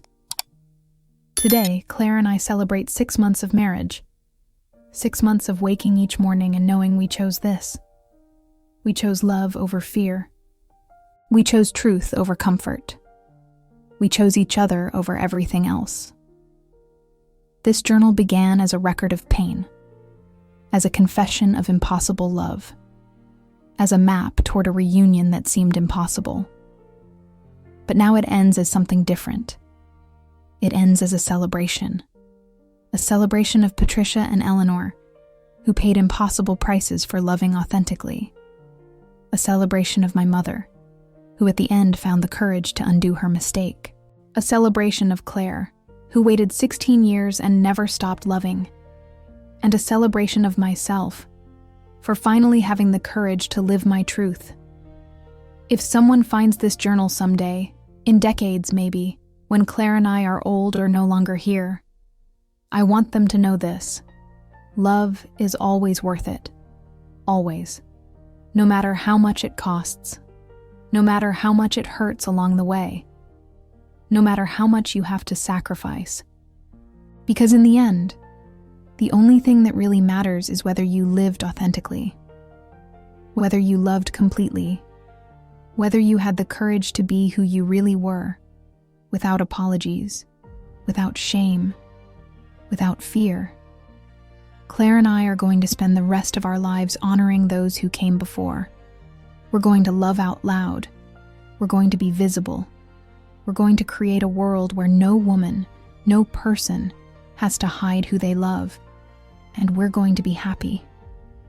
So incredibly, wonderfully, ordinarily happy. This is the end of the journal, but it's only the beginning of our story. With love, Madison Ruiz Garcia. Claire read over Madison's shoulder as she wrote. When Madison finished, Claire took the pen and added a final line. And Claire Garcia Ruiz, because now we're one story, forever. They closed the journal together. Madison carried it to the shelf where they kept their most precious possessions. Next to photographs of her mother, of Eleanor and Patricia, of their wedding. Next to the promise rings they'd exchanged over a year ago. Next to all the small things that had built this life together. Do you think someone will read it someday? Claire asked. The journal? Maybe, Madison replied. Or maybe it'll just be for us. A reminder of where we started and how far we've come. I like that, Claire said. That we have our own private story, our own secret that this time doesn't come from shame, but from intimacy. They stood in front of the shelf for a moment, looking at all these relics of their past. And then Claire took Madison's hand and guided her to the couch. Come, she said. Let's read something together. Something light and fun that won't make us cry. Madison laughed. Does such a thing exist? Probably not, Claire admitted. But let's try anyway. They cuddled together on the couch, a book open between them, though neither was really reading. They were too content simply being together. Too content in this moment of perfect peace after years of storm. Outside, Portland continued its endless rhythm. Cars passed. People walked. Life happened in all its chaotic and beautiful forms. But in here, in this small apartment above a cafe bookstore, two women had found something rare and precious. Home. Not the place you were born, not the place your family lived, but the place where you could finally be completely yourself. The place where you were loved for who you really were, not who you pretended to be. And as the sun set over Portland, painting the sky in orange and pink tones, Madison looked at Claire, her wife, her love, her home, and knew with absolute certainty that every sacrifice had been worth it. Because this was what it meant to live. Not just exist, not just survive, but to live fully, love completely, be absolutely authentic. And after 16 years of waiting, Madison was finally home. One more year later, on a hot August day, Madison and Claire closed the cafe early. They had an important appointment, one they'd been waiting for months. They drove through Portland to a quiet neighborhood on the west side of the city, stopped in front of a small apartment building, painted a faded yellow, with bougainvillea climbing the facade. "Are you ready?" Claire asked. "I'm ready," Madison replied. They climbed the stairs to the second floor, knocked on the door of apartment 2B, and when it opened, both held their breath. It was Sophie. Not Sophie Morrison, Claire's ex, but Sophie Hayes, Patricia's niece. The only family Patricia had who lived in Los Angeles and hadn't been able to arrive in time before Patricia died. "Come in," Sophie said, with a warm smile. "I've been waiting for you." They entered the small apartment. Sophie had inherited all of Patricia's belongings, and she'd spent the past year organizing them, cataloging them, trying to understand who her aunt really was. "I found something," Sophie said, guiding them to a small box on the table. "Something I think belongs to you, or at least, I think my aunt would have wanted you to have it." She opened the box. Inside were letters, dozens of them, all addressed to Eleanor, all written by Patricia during the 40 years after they separated. Letters that were never sent. Letters Patricia had kept as testament to a love that never died. "I haven't read them all," Sophie admitted. "It feels too private. But I read enough to understand that you two, your story, meant a lot to my aunt. In her last days, she talked about you constantly, said you two were going to achieve what she and Eleanor couldn't, and she wanted you to have these letters, as proof that true love doesn't die. It just waits." Madison took one of the letters with trembling hands, opened it, and read, "My dearest Eleanor, 5 years have passed since the last time I saw you. 5 years since that kiss in my apartment. 5 years wondering if I'm ever going to stop loving you. The answer, I think, is no. I'm never going to stop loving you. Even when we're both dust, even when this world has forgotten our names, I'll still be loving you. Because love like ours transcends time, transcends space, transcends even death. I love you. I'll always love you. Forever yours, Patricia." Madison and Claire read letter after letter, their tears staining the old pages. They were beautiful and devastating. They were testament to a love so deep it had survived 40 years of separation.